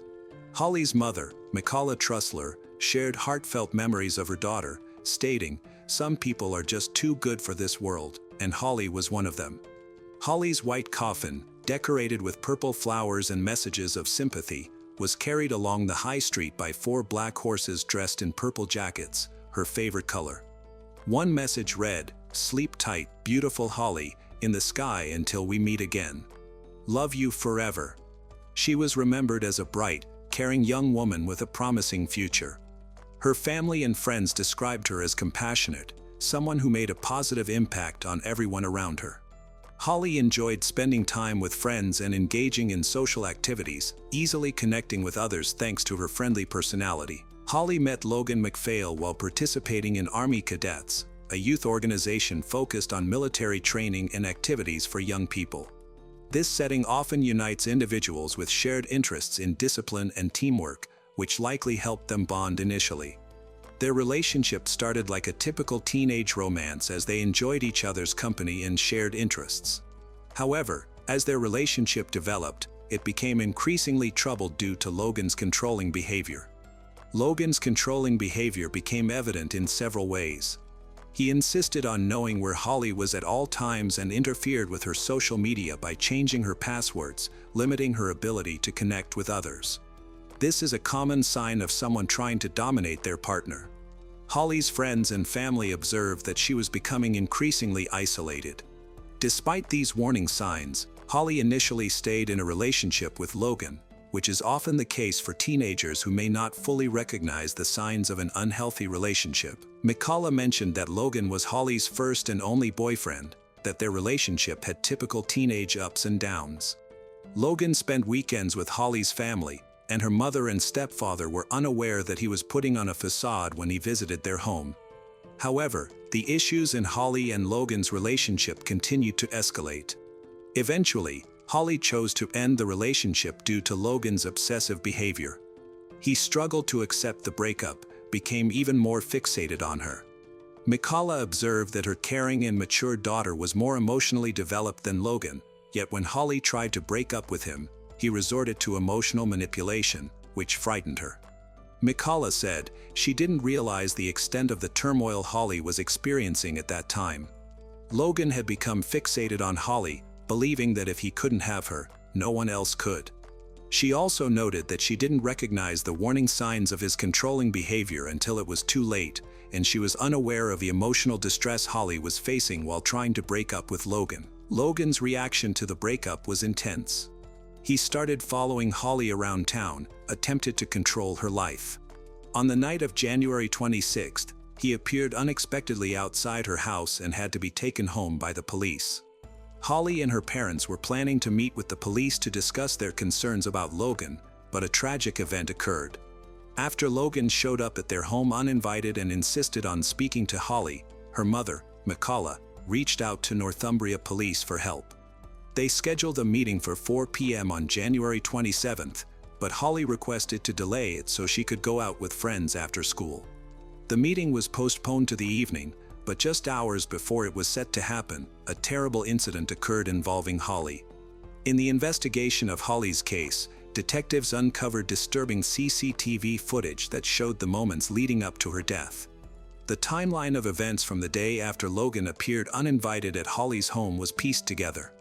Unable to accept their breakup, MacPhail left his school early the next day, carrying a kitchen knife in his backpack. He took a bus to Hexham, waited for Holly to go into town. Dressed entirely in black, with a face mask and baseball cap to hide his identity, MacPhail followed Holly and her friends as they visited a leisure center for about 45 minutes. During this time, he also sent several voice messages to people close to Holly, trying to persuade her to meet him in person. After following Holly, MacPhail, then 16, waited at a bus stop and asked to speak to Holly after she came out of the pizza shop. He then lured her into an alleyway and attacked her.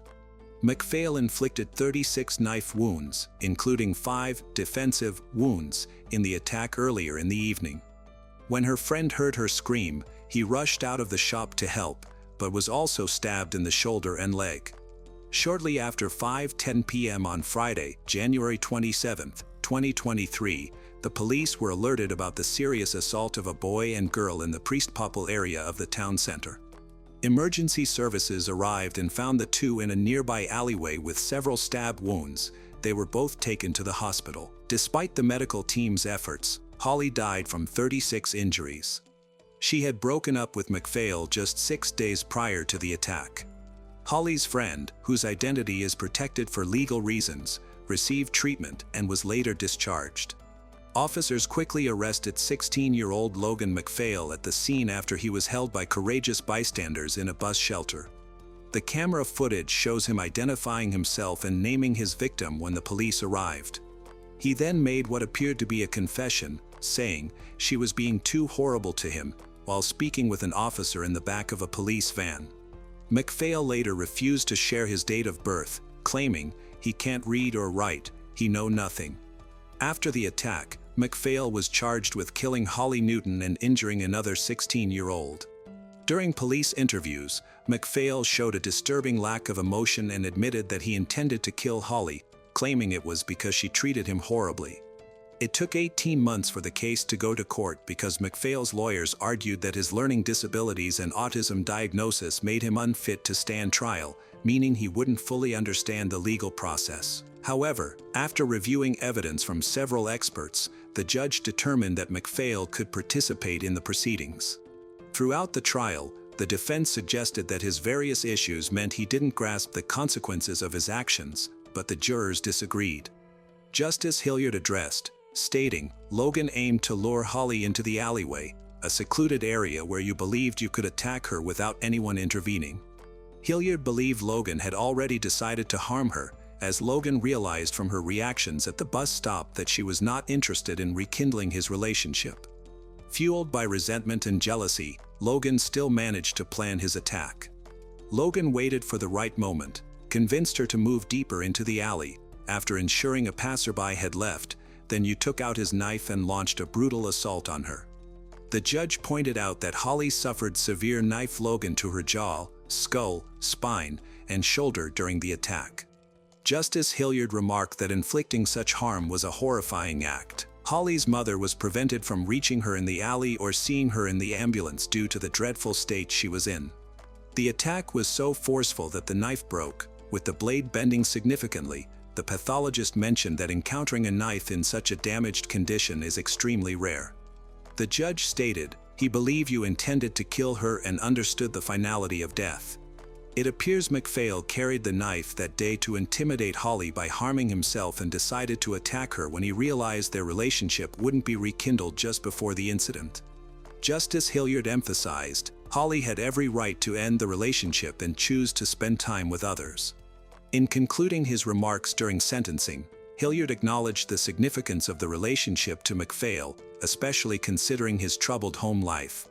His speech impediment hindered his ability to form relationships and friendships with others, making his bond with Holly's particularly valuable, the judge noting that this contributed to MacPhail's struggle to accept the relationship's end. He noted that while MacPhail expressed remorse, he also demonstrated a tendency to blame Holly. His testimony revealed that he had convinced herself that Holly treated him poorly. Before the verdict was announced, Holly's mother made an emotional statement about the day she learned what happened to her daughter. McCullough said that in the months before her murder, it was clear that Holly was unhappy and no longer wanted to continue the relationship. Because she was so young, she didn't know how to get out of it. For Holly, she often felt sorry for people, which is why she kept going back and moving forward. She said that on Friday, January 27, 2023, their lives changed forever. She mentioned that she had kissed her 4 children goodbye as they left for school, and one of them never returned home. She expressed her disbelief about how any parent could understand receiving a phone call from a stranger saying that their daughter had been stabbed. Those words replayed in her mind as they rushed to the scene, with 2 of her children in the car, crying and scared about what was happening. She stated that she never imagined the horrific reality they would face. McCullough reflected that the look of pure trauma on their children's faces when they saw their sister being taken away in an ambulance was something they would never forget. They conveyed that the gravity of the situation was beyond anything they could express. They added that they would always remember being prevented from seeing their daughter in that alley or in the ambulance, from seeing her open eyes or hearing her last words, knowing that they weren't able to be by her side. They mentioned that they couldn't even hug or touch her in the hospital, stating that their daughter became a crime scene and that she was evidence. Holly's situation is a clear example of domestic abuse. Although the law may prevent from labeling it as such due to her age, Logan was so obsessed with her that he felt if he couldn't be with her, no one else should be either. There is so much media coverage of how many women are killed each year by men, it almost normalizes it for young men like Logan. Things have got to change. MacPhail admitted manslaughter but was convicted of murder as well as wounding with intent. He said he wanted to return some of Holly's belongings, slippers, clothes, and teddy bears, but when he was arrested, he didn't have any of them with him. MacPhail was sentenced to life in prison with a minimum term of 17 years, plus an additional 5 years in prison for intentionally wounding another young man who tried to stop the attack. MacPhail was told that even after serving the minimum term, he would only be released when it was deemed safe to do so. Speaking after the sentencing, Detective Darren Davies of Northumbria Police said it was a truly devastating case, with Holly's future cruelly taken away by MacPhail. Of course, nothing will ever reverse the tragic events of that evening, Detective Davies said, adding that he hopes the result will bring Holly's loved ones a sense of closure so they can attempt to move forward. So many lives have been changed forever by the decisions he made that night, and now he will have plenty of time to think about that in his cell. In October 1975, the murder of 15-year-old Martha Elizabeth Moxley shocked the town of Greenwich, Connecticut. Her body was found brutally beaten with a golf club, which was traced back to the home of a well-known family with political ties. This tragic event caused years of anguish for the Moxley family as they sought justice for their daughter's death. Let's go back in time. The Moxley family moved to Greenwich, Connecticut, hoping to find a safe environment for their children, John and Martha. Their parents allowed them to explore the town freely, trusting in their safety. Martha was a remarkable teenager known for her beauty and intelligence. She had a vibrant personality and a close bond with her brother. Throughout her childhood, Martha showed impressive intellect. Her love for reading and writing reflected her passion for knowledge. Martha was well liked by her peers because of her outstanding qualities. Her lively and friendly nature helped her make many friends. She often found herself at the center of social gatherings. After the Moxley family moved to their new home in Greenwich, Martha continued to excel in school. Her commitment to her studies showed through her excellent grades and achievements. She had a natural gift for critical thinking and problem solving, distinguishing her from her classmates. Martha's aspirations went beyond academics. She wanted to impact the world through her writing. Her love for storytelling and her talent for expressing ideas clearly made her a strong candidate for a journalism career. October 30th was recognized as Mischief Night in Greenwich. During this tradition, children and teens engaged in playful mischief, often causing minor disturbances in their neighborhoods. The night typically involved activities like vandalism, property damage, and pranks. Eager to join in the fun, Martha Moxley spent the evening playing toilet papering over houses with her friends. It was a joyful night filled with laughter and innocent entertainment among the teenagers. Among the partygoers was 17-year-old Thomas Skakel, the nephew of Ethel Kennedy, who is the widow of former U.S. Senator Robert F. Kennedy. The Kennedy family was one of the most powerful and well-known political families in the United States from the 1960s to the early 1990s. Their name became closely associated with American politics, impacting all areas of society. President John F. Kennedy was viewed as a symbol of youthful energy and change, captivating the nation with his charisma. His administration made important advances in space exploration, civil rights, and foreign policy. After John's assassination, Robert F. Kennedy took on the role of leader for the family's political ambitions, known for his commitment to social justice and strong support for the civil rights movement. Robert's assassination added to the sorrow of the already mourning Kennedy family. However, their involvement in various scandals and controversies has damaged their reputation and overshadowed their political legacy. Sources indicate that Martha Moxley and Thomas Skakel were flirting and even kissing on the night she disappeared. The last sighting of Martha was around 9:30 p.m. when she was with Thomas near the pool in his backyard. After that, no one knew where she was until a shocking discovery was made the next morning, which stunned the entire community. On October 31st, the day after Mischief Night, Martha Moxley's body was discovered under a tree in her yard. Her clothing and underwear were pulled down to her ankles, but the medical examiner found no signs of abuse assault. Nearby, pieces of a 6-iron golf club were located, which became a key piece of evidence in understanding the circumstances surrounding Martha's death. The chief medical examiner of Connecticut performed an autopsy on Martha. His findings revealed disturbing details. Martha had multiple scalp lacerations, skull fractures, and injuries to her brain. The absence of signs of a struggle led the medical examiner to determine that Martha had been violently assaulted. The medical examiner determined that the weapon that caused her injuries and death was a 6-iron golf club, which matched evidence collected at the scene. The severity of her injuries and the strong evidence linking the golf club to the murder confirmed that her death was neither an accident nor an end to her own life. They classified Martha's death as a homicide. Witnesses reported seeing Martha with Thomas Skakel on the night she died, raising suspicions and directing detectives' focus towards the Skakel family. An investigation later found that the golf club used to kill Martha originated from the Skakel home, which further increased doubts about the involvement of the two Skakel brothers. Although the investigation made initial progress, it soon stalled due to interference from the Skakel family. They interfered with the investigation right from the beginning. One significant way they obstructed progress was by blocking the police from accessing their son's school medical records. These records could have shed light on Thomas Skakel's behavior and any health issues he might have had at the time of the crime. By denying investigators this information, the Skakel family hindered the exploration of potential motives. Thomas's father took further actions to impede the investigation. He discouraged witnesses from stepping forward or sharing what they knew about the crime, making it challenging for investigators to gather first-hand testimonies. This interference also significantly hampered the progress of the investigation. When news of Martha's murder emerged, Thomas and Michael Skakel, grandsons of Robert F. Kennedy, became targets of intense media scrutiny. Reporters and the public were eager to uncover any potential involvement or connections to Martha's death. As members of the Kennedy family, the brothers faced overwhelming speculation. Throughout the investigation, Thomas and Michael maintained their innocence, asserting that they had no involvement in Martha's murder. They consistently denied being at the party where she was killed and claimed ignorance about the circumstances of her death. Their repeated denials attracted even more media attention and public interest in the case.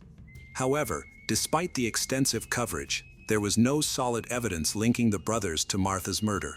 The murder of Martha Moxley attracted worldwide attention because of the involvement of the Kennedy family.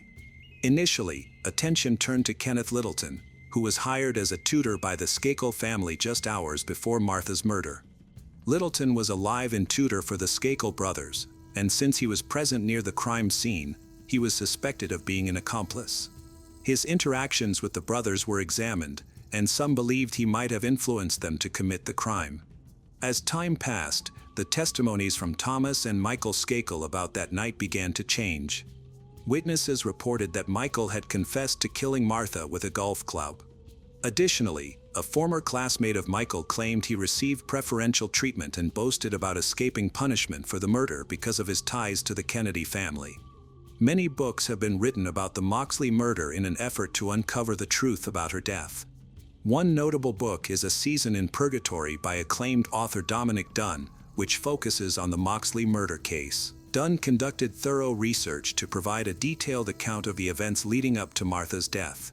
Another significant book, Murder in Greenwich by Mark Furman, a former police detective known, presents his perspective on the investigation and various theories surrounding the case. These books examine different theories proposed by investigators and advocates for justice for Martha. Despite significant media and public interest, the case remained unsolved, which caused frustration for both investigators and the public. The tragic death of Martha Moxley shocked the community and led to a lengthy investigation that lasted nearly 2 decades. In 1998, a jury was assembled to examine the circumstances of her murder. After a thorough inquiry lasting almost 2 years, there was enough evidence to charge Michael Skakel with the crime. In January 2000, police issued an arrest warrant for Michael, who then turned himself in. He was soon released on bail after posting a $500,000 bond. On March 14, 2000, Michael was arraigned in juvenile court. Although he was 15 years old when Martha was murdered, the judge decided to try him as an adult. Michael Skakel's trial began on May 7, 2002, in Norwalk, Connecticut. Prosecutors built a strong case by presenting evidence linking him to the crime and highlighting inconsistencies in his alibi.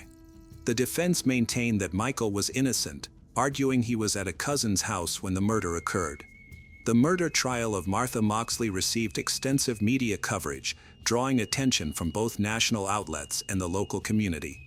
Many people were invested in the case, hoping for justice for the victim. During the trial, the prosecution introduced a book proposal that suggested his involvement in the crime. In this proposal, Michael admitted to engaging in inappropriate behavior while in a tree on the night of the murder. Although he acknowledged being at the crime scene, he did not confess to directly harming Martha. Ultimately, on June 7, 2002, Michael Skakel was convicted of Moxley's murder and sentenced to 20 years to life in prison. He was assigned to Garner Correctional Facility in Newtown, Connecticut. Reactions to the verdict were mixed, with some individuals feeling satisfied and others raising concerns.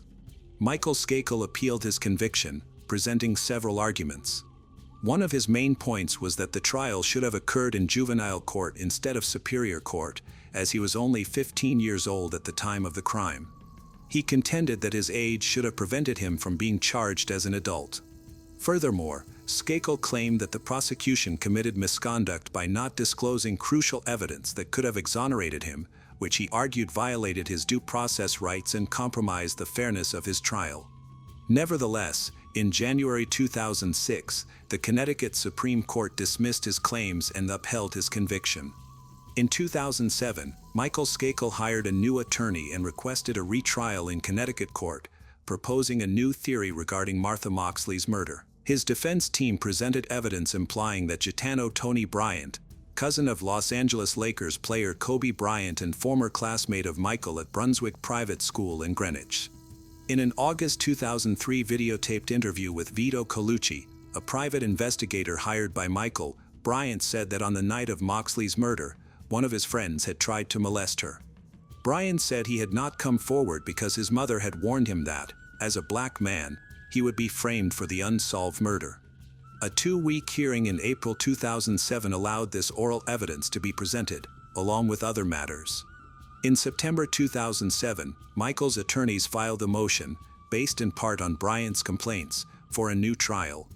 Official prosecutors responded that Bryant may have made up the story to sell a drama about the case. During this period, Michael's defense team appointed several full-time investigators to examine case details, hoping to uncover new evidence that would prove his innocence. Unfortunately, their efforts were hindered when a Supreme Court judge rejected Michael's request for a new trial, stating that Bryant's testimony lacked credibility and that there was no evidence of misconduct by the prosecutors during Michael's initial trial. Michael's attorneys once again appealed this ruling to the Connecticut Supreme Court. In 2009, a panel of 5 judges listened to the appeal, but a year later, on April 12, 2010, they ruled 4-1 against Michael. Despite these challenges, Michael and his legal team remained determined to secure his freedom. In January 2012, they requested a sentence reduction, arguing that he had been an exemplary prisoner and warranted leniency. However, this request was denied, and Michael's sentence continued to stand. In 2013, Michael Skakel appealed his conviction, claiming that his trial attorney, Michael Sherman, had not provided effective representation. During the hearing, Michael Skakel accused Sherman of lacking interest in his defense and being more focused on collecting fees to resolve his financial issues. This raised serious doubts about the fairness of his trial and the potential for a wrongful conviction. As a result, Michael was granted a new trial after it was determined that Sherman had not adequately defended him during his 2002 trial. On November 21, 2013, Michael Skakel was released on $1.2 million bail with other conditions. He must be monitored with a GPS device, have no contact with the Moxley family, must be checked in periodically by phone, and will not be allowed to leave the state of Connecticut unless permission is granted, although he later moved to Westchester County, New York. In December 2016, the Connecticut Supreme Court reinstated Michael's murder conviction in a 4-3 majority decision, writing that his conviction was the result of overwhelming evidence presented by prosecutors and that his legal representation was adequate. In January 2018, prosecutors asked the Connecticut Supreme Court to revoke Michael's bail and return him to prison to continue serving his sentence. However, on May 4, the Connecticut Supreme Court vacated Skakel's conviction and ordered a new trial. The court ruled that Sherman had provided ineffective assistance when he failed to contact an alibi witness named by Michael and that Michael had therefore been deprived of a fair trial. State prosecutors in Stamford have the right to seek a new trial for Michael. This ruling surprised many in the legal community and rekindled questions about the true circumstances of the crime. Despite the possibility of a new trial, in October 2020, the chief state attorney informed the Supreme Court that they would not retry Michael Skakel for Martha's murder. This decision came after a thorough review of the evidence.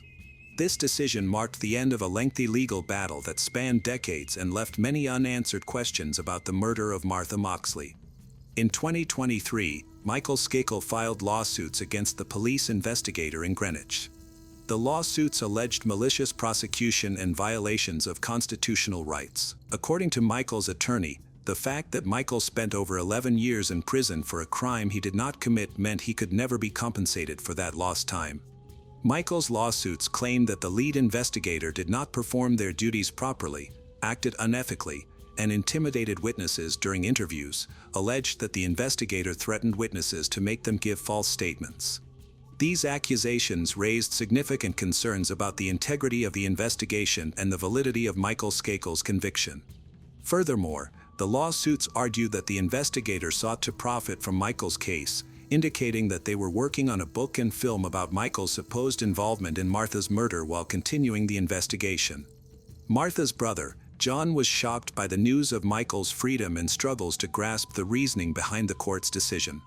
He is convinced that Michael Skakel is guilty and insists that just because Michael is free, it doesn't mean he is innocent. Instead, it reflects the judge's decisions and legal technicalities. In John's view, Michael Skakel killed his sister, a belief he holds firmly.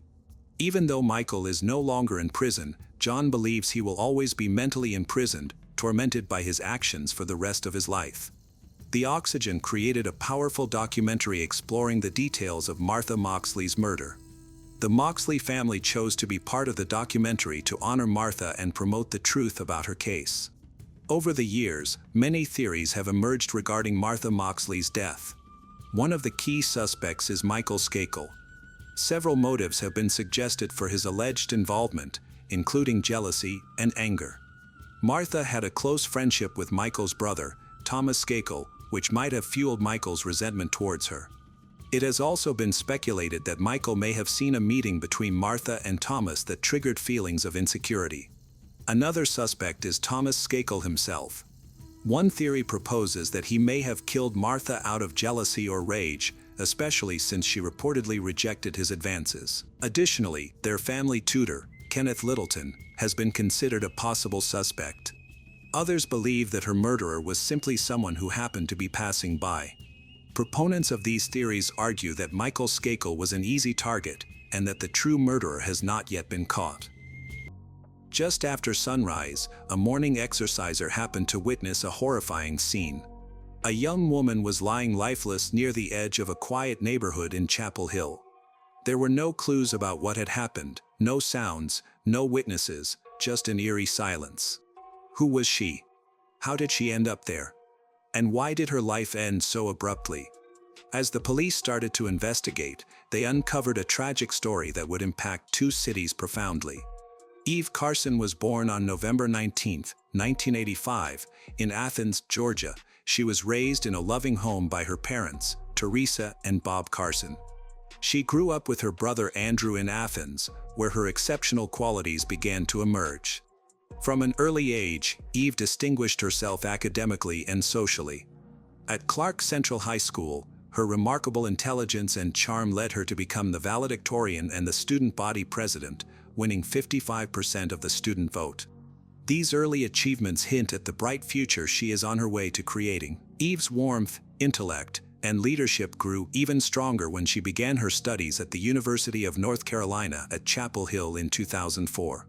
Despite receiving offers from prestigious universities like Princeton and Yale, along with scholarships, Eve opted to attend a public university.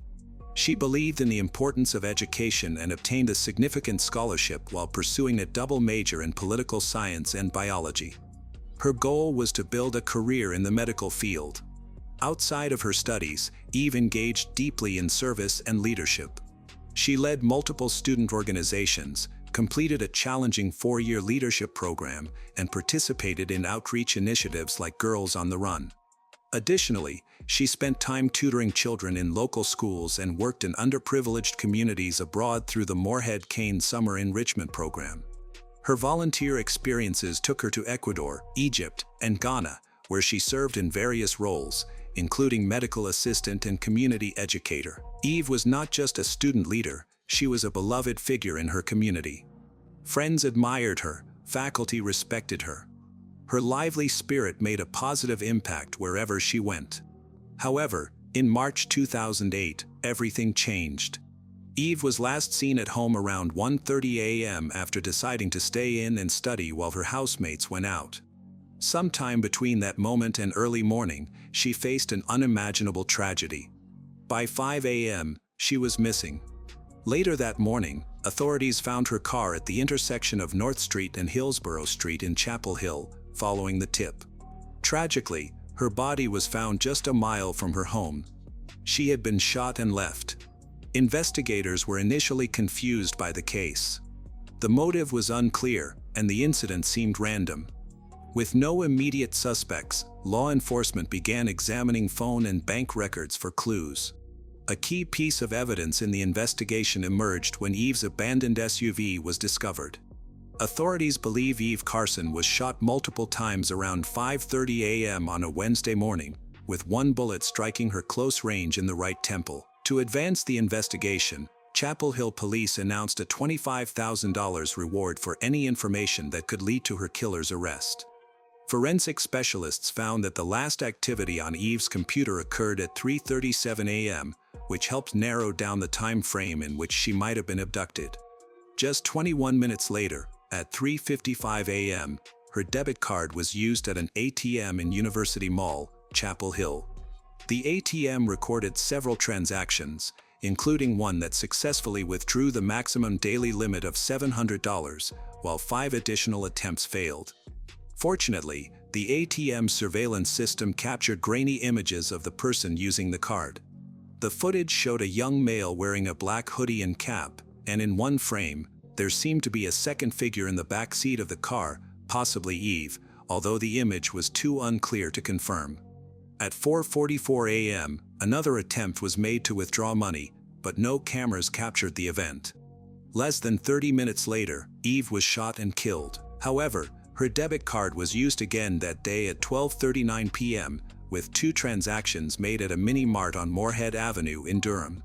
Over the next 2 days, several more suspicious transactions occurred, leading to a crucial piece of evidence.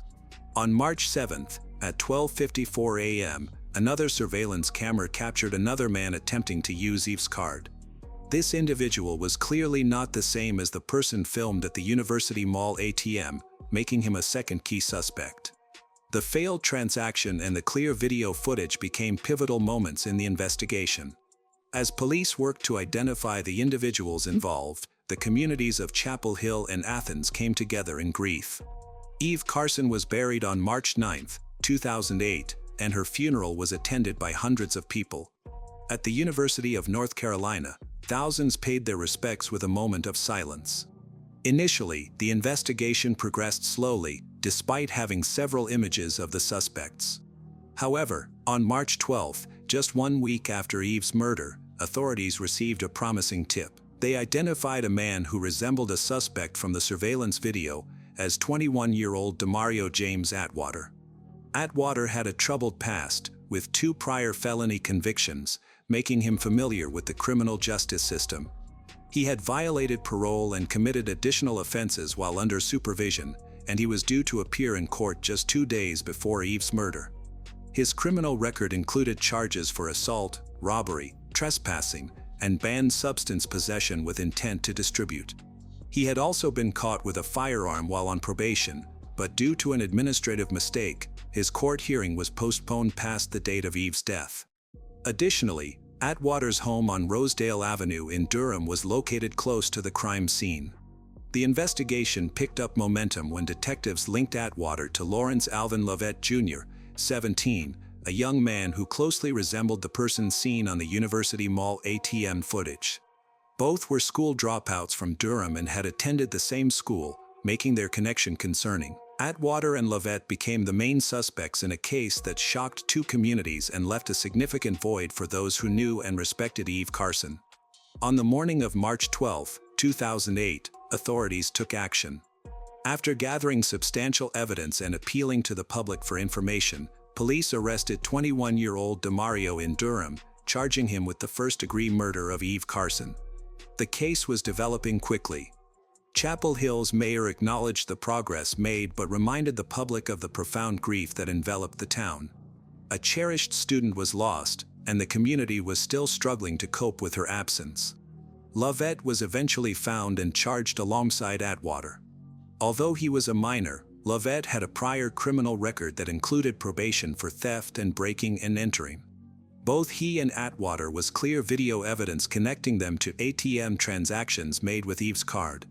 The investigation reached a crucial stage in late March when a grand jury indicted both men on multiple serious charges, including first-degree murder, first-degree kidnapping, armed robbery, possession of a firearm by a felon, felony larceny, and possession of stolen property. Lovett faced additional legal issues as he was also charged in connection with the earlier murder of 29-year-old Abhijit Mahato, a Duke University graduate student from India. Mahato had been kidnapped from his home on January 18, 2008, just weeks before Eve's death.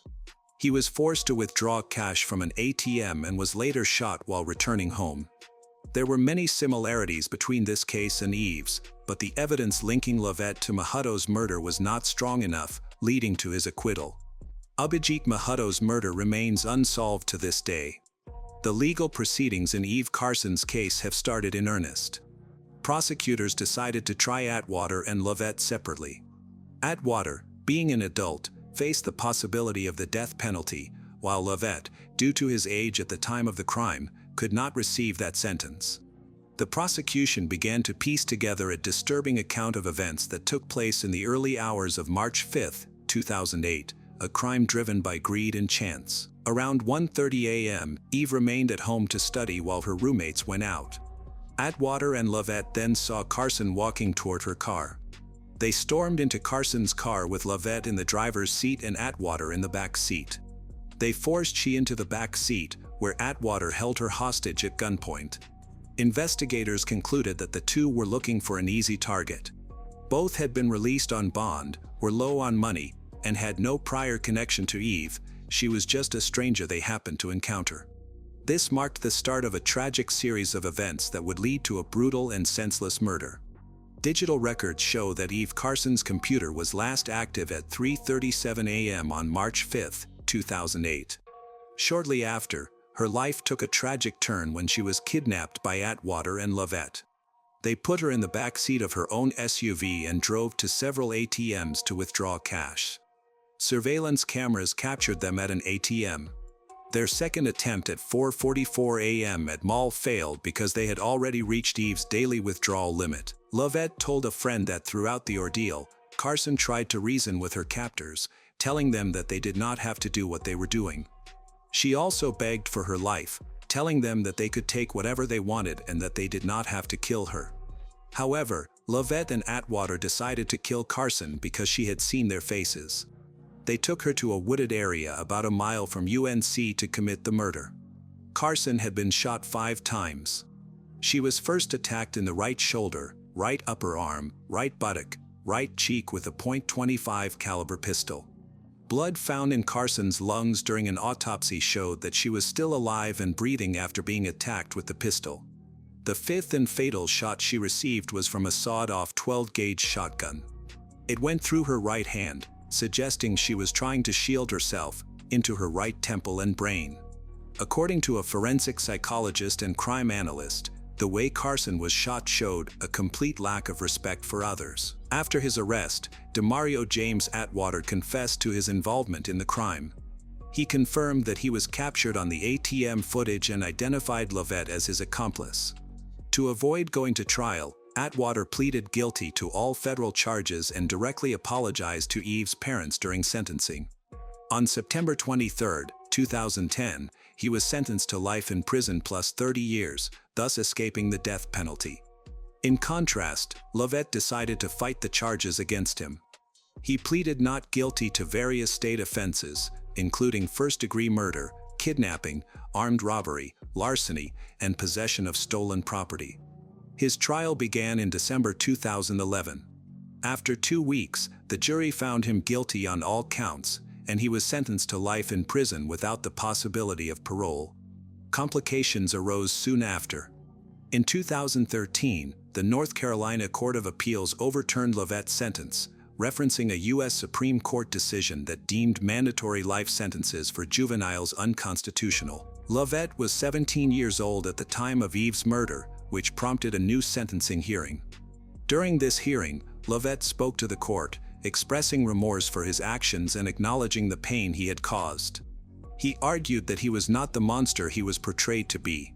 However, the court upheld its previous decision, sentencing him once more to life in prison without the possibility of parole, a decision many felt was justified due to the severity of the crime. Since being incarcerated, Leath has received several disciplinary infractions, indicating limited progress in his rehabilitation.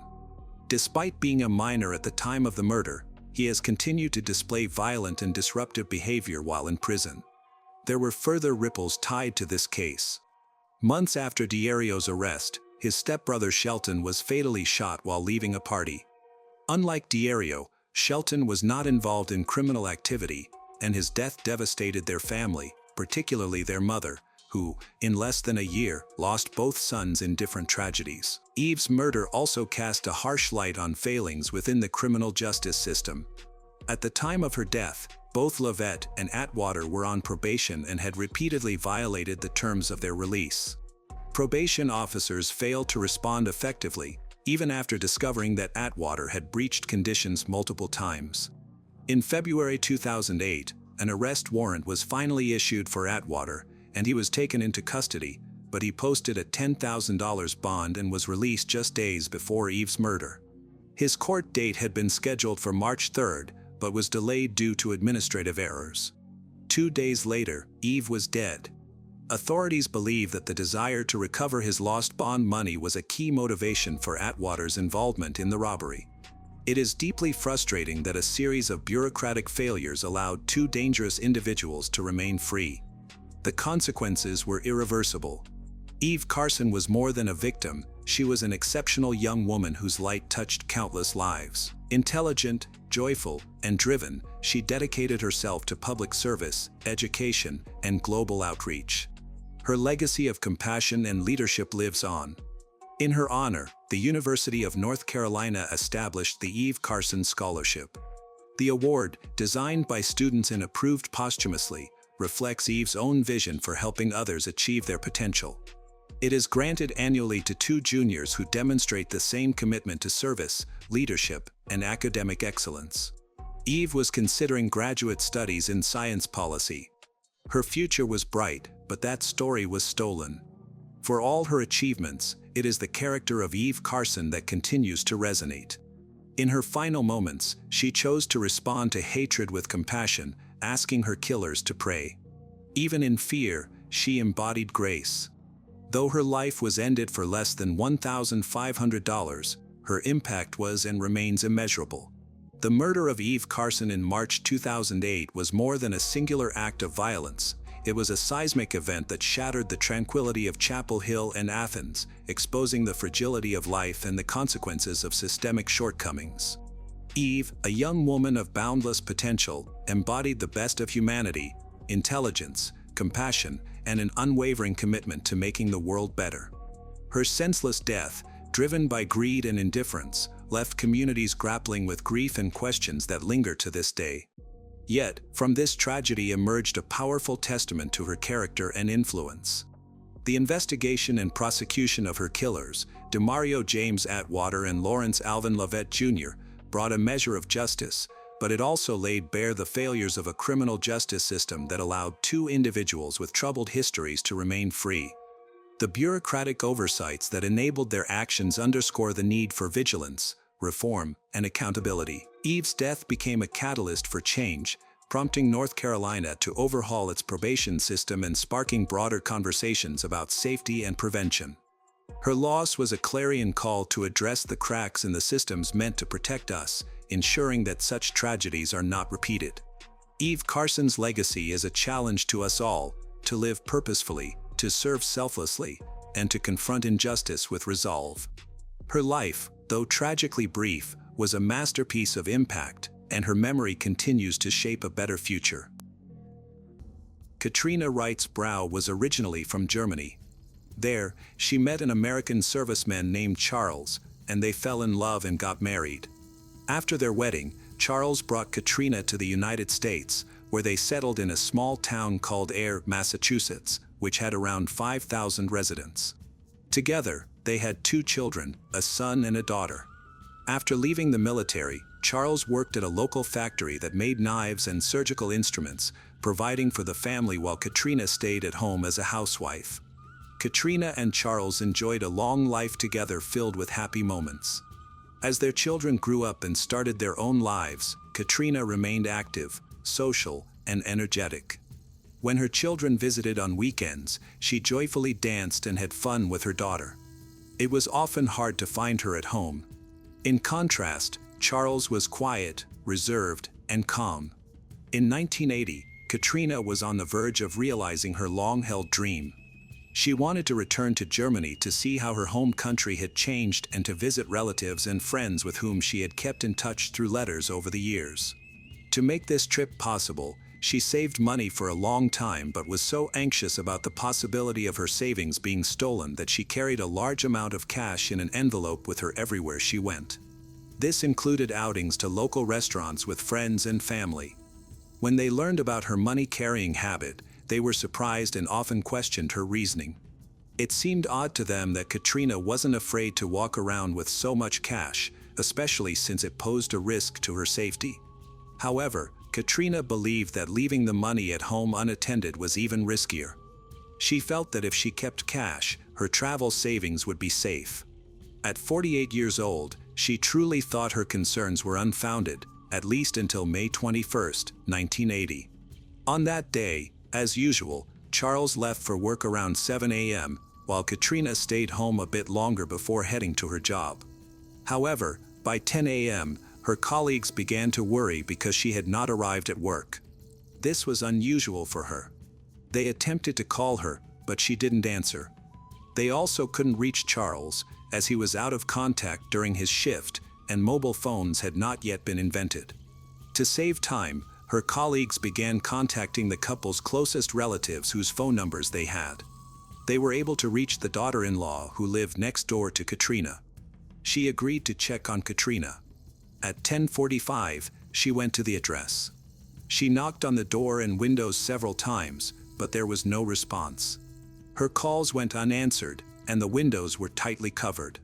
When she tried to get inside, she found the front door was unlocked. As soon as she opened the door, it was clear that a struggle had occurred in the house.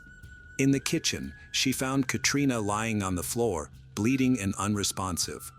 The room showed signs of a violent confrontation, with furniture, appliances, and books scattered all around. The sink was soaked with water and blood, creating a horrifying scene. The daughter-in-law immediately called 911 for help, hoping that Katrina could be saved. However, she was too scared to remain in the house and waited for emergency responders outside. Paramedics quickly arrived at the house but were unable to save Katrina, who had already died. Detectives were immediately on the scene to investigate the crime. It became clear that the likely killer knew Katrina, as evidenced by the violence of the attack and the fact that the windows and locks were undamaged. This suggested that Katrina either let the attacker in willingly or he had a key. The assault took place in the kitchen, where the attacker used water to wash something in the sink, likely his hands or face. The kitchen remained messy, with blood and water splattered around. A faint fingerprint was discovered on the screen, while a clearer print was found on a toaster lying on the floor. Additionally, several hairs were found clutched in Katrina's fist, likely pulled from the attacker during a struggle.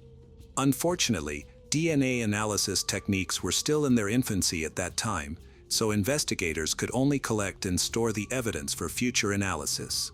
Forensic scientists focused on the fingerprints they found. An expert determined that Katrina had been attacked multiple times. The suspected murder weapon, a paring knife, was discovered in the trash under the sink. The murder occurred in the kitchen, and it was clear that the house had been ransacked. The victim, Katrina, had her jewelry stolen, along with an envelope containing money she had saved for a trip back to her homeland. Initially, law enforcement believed the motive behind the crime was the stolen money. However, Katrina was determined to keep her savings, which led her to fight back against the robber, resulting in her tragic death. The numerous stab wounds also suggested a possible personal motive. Investigators looked into Katrina's personal life but found no one who could commit such a violent act. She did not have any obvious enemies and was not vocal about having money in her home, with only her closest friends knowing about her savings. This limited circle led them to suspect her husband, Charles. They theorized that the murder might have taken place before he left for work around 7 a.m. Evidence linked the murder weapon, a knife, to Charles, as it was produced by the company where he worked. He acknowledged that this knife was often used in their kitchen. While many residents owned similar knives, the knife in question had been thoroughly cleaned, which raised suspicions. During the interrogation, Charles expressed deep sorrow over his wife's death. He had been married to her for decades and appeared genuinely grief-stricken. Still, the fact that the perpetrator used a kitchen knife instead of a premeditated weapon was unusual for such a crime.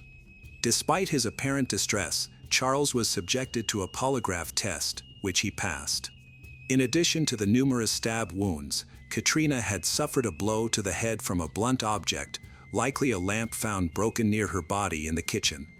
Ultimately, with the collection of fingerprints and blood samples from the scene and after questioning Charles, the police decided to send him home. From the beginning, he was hesitant to go home because it reminded him of the tragedy. In 1980, there were no specialized companies for crime scene cleanup, so he had to rely on his relatives for assistance.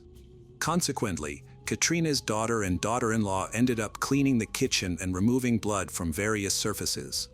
They also expressed their concerns to the authorities, who believed that Katrina's attacker might have been someone she knew personally.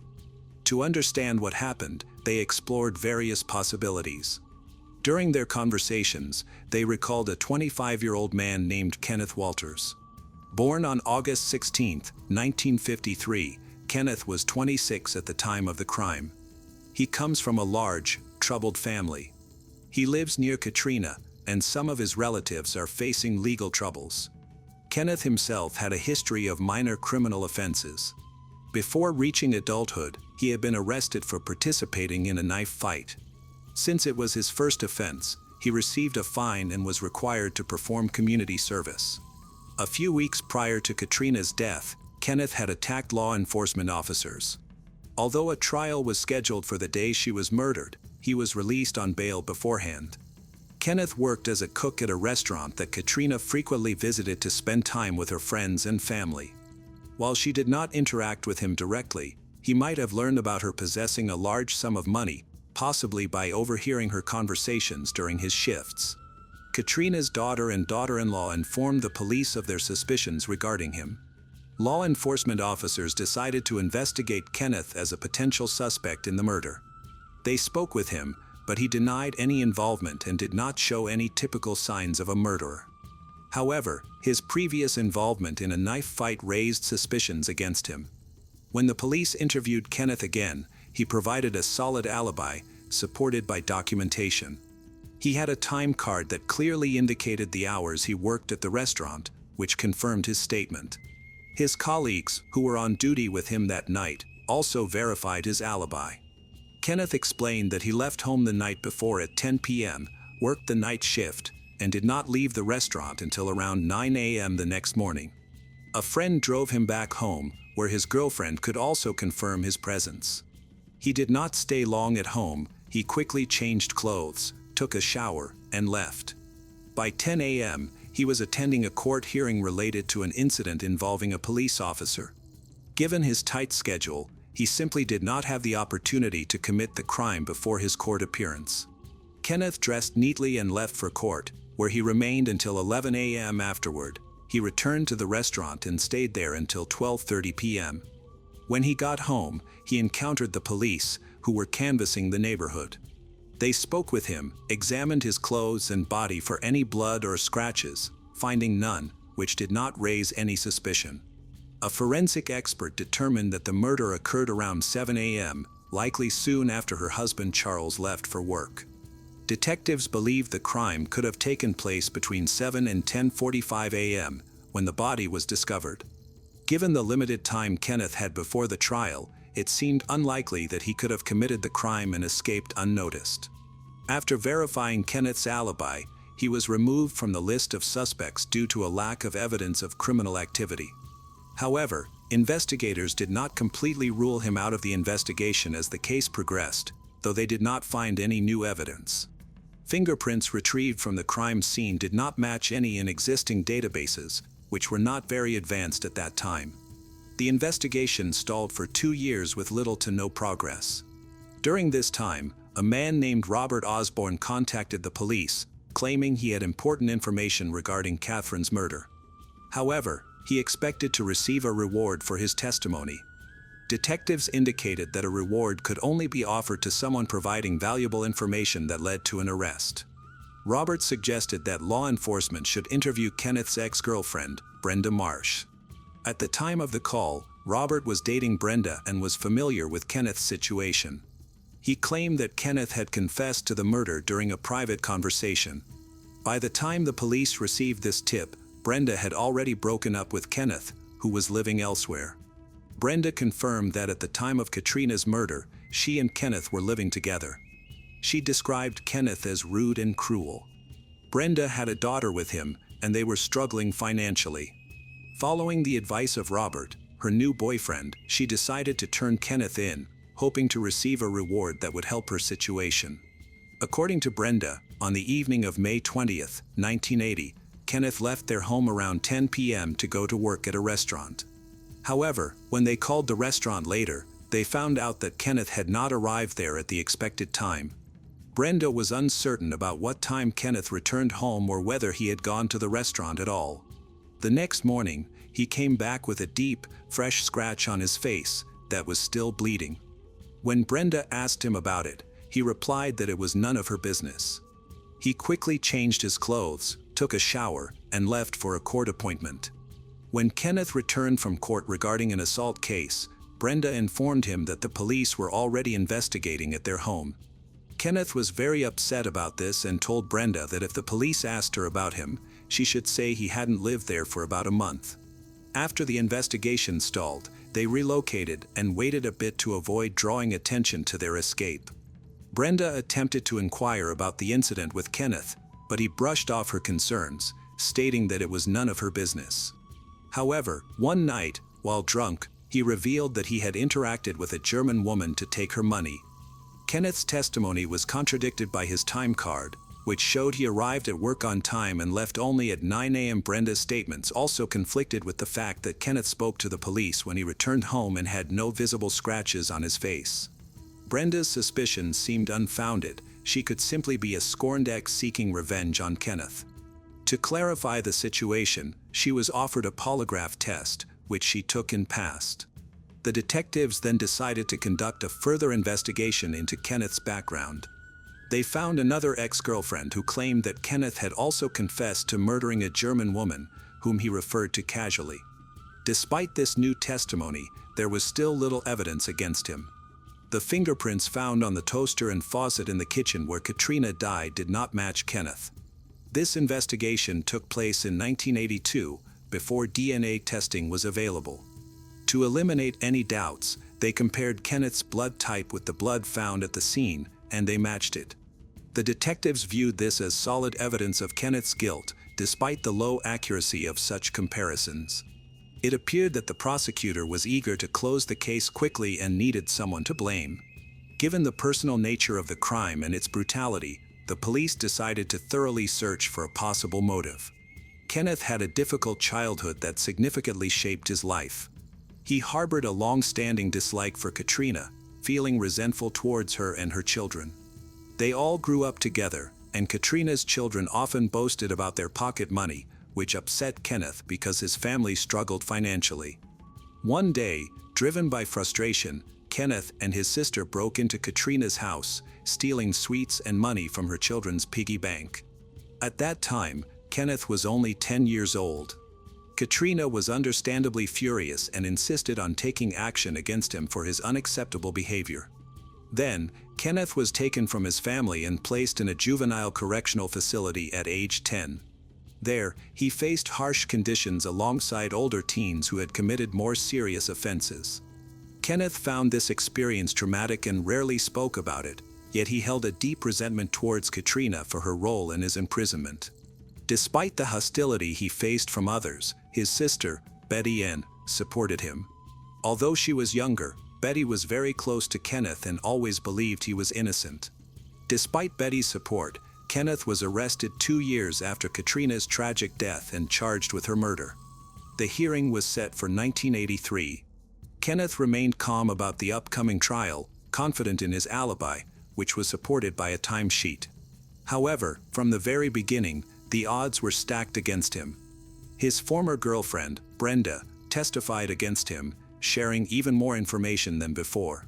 She claimed to have been in close contact with a friend of Katrina's who had previously dated Kenneth. Catherine's friend stated that Kenneth had given her a ring a few months after Catherine's death. Upon seeing the ring, Brenda realized it resembled one she had seen on Katrina before the murder. Photos of the ring were presented as evidence during the trial. The prosecution utilized clever tactics and presented various pieces of circumstantial evidence. Kenneth's lawyer believed he had a good chance of avoiding a conviction and advised him not to testify in his own defense. However, when it was time to present evidence of Kenneth's innocence, the timesheet had mysteriously disappeared. Without it, and relying only on his family's claims that he was a good person, there was no substantial proof to support his innocence. Consequently, Kenneth Walters was found guilty and sentenced to life in prison without the possibility of parole. The defense argued that Kenneth was fortunate that the state did not have the death penalty, otherwise, he would have faced execution. Kenneth maintained his innocence and requested a retrial, but only his sister Betty supported him. Others believed she was too emotionally attached and forgave him for his past mistakes. His history of wrongdoings influenced the jury's decision against him. Initially, his lawyer believed in his innocence and worked diligently to exonerate him. However, all appeals were denied. As time passed, the lawyer's enthusiasm dwindled. Kenneth lost the opportunity to have his case reconsidered and was left to serve a life sentence in prison. His family believed his imprisonment was due to his lack of financial resources. He could not afford a skilled lawyer. After all his appeals were turned down, no attorney wanted to take on his case. Kenneth accepted his fate, but Betty remained determined. She frequently visited him in prison and continued to believe in his innocence, steadfastly pursuing justice on his behalf.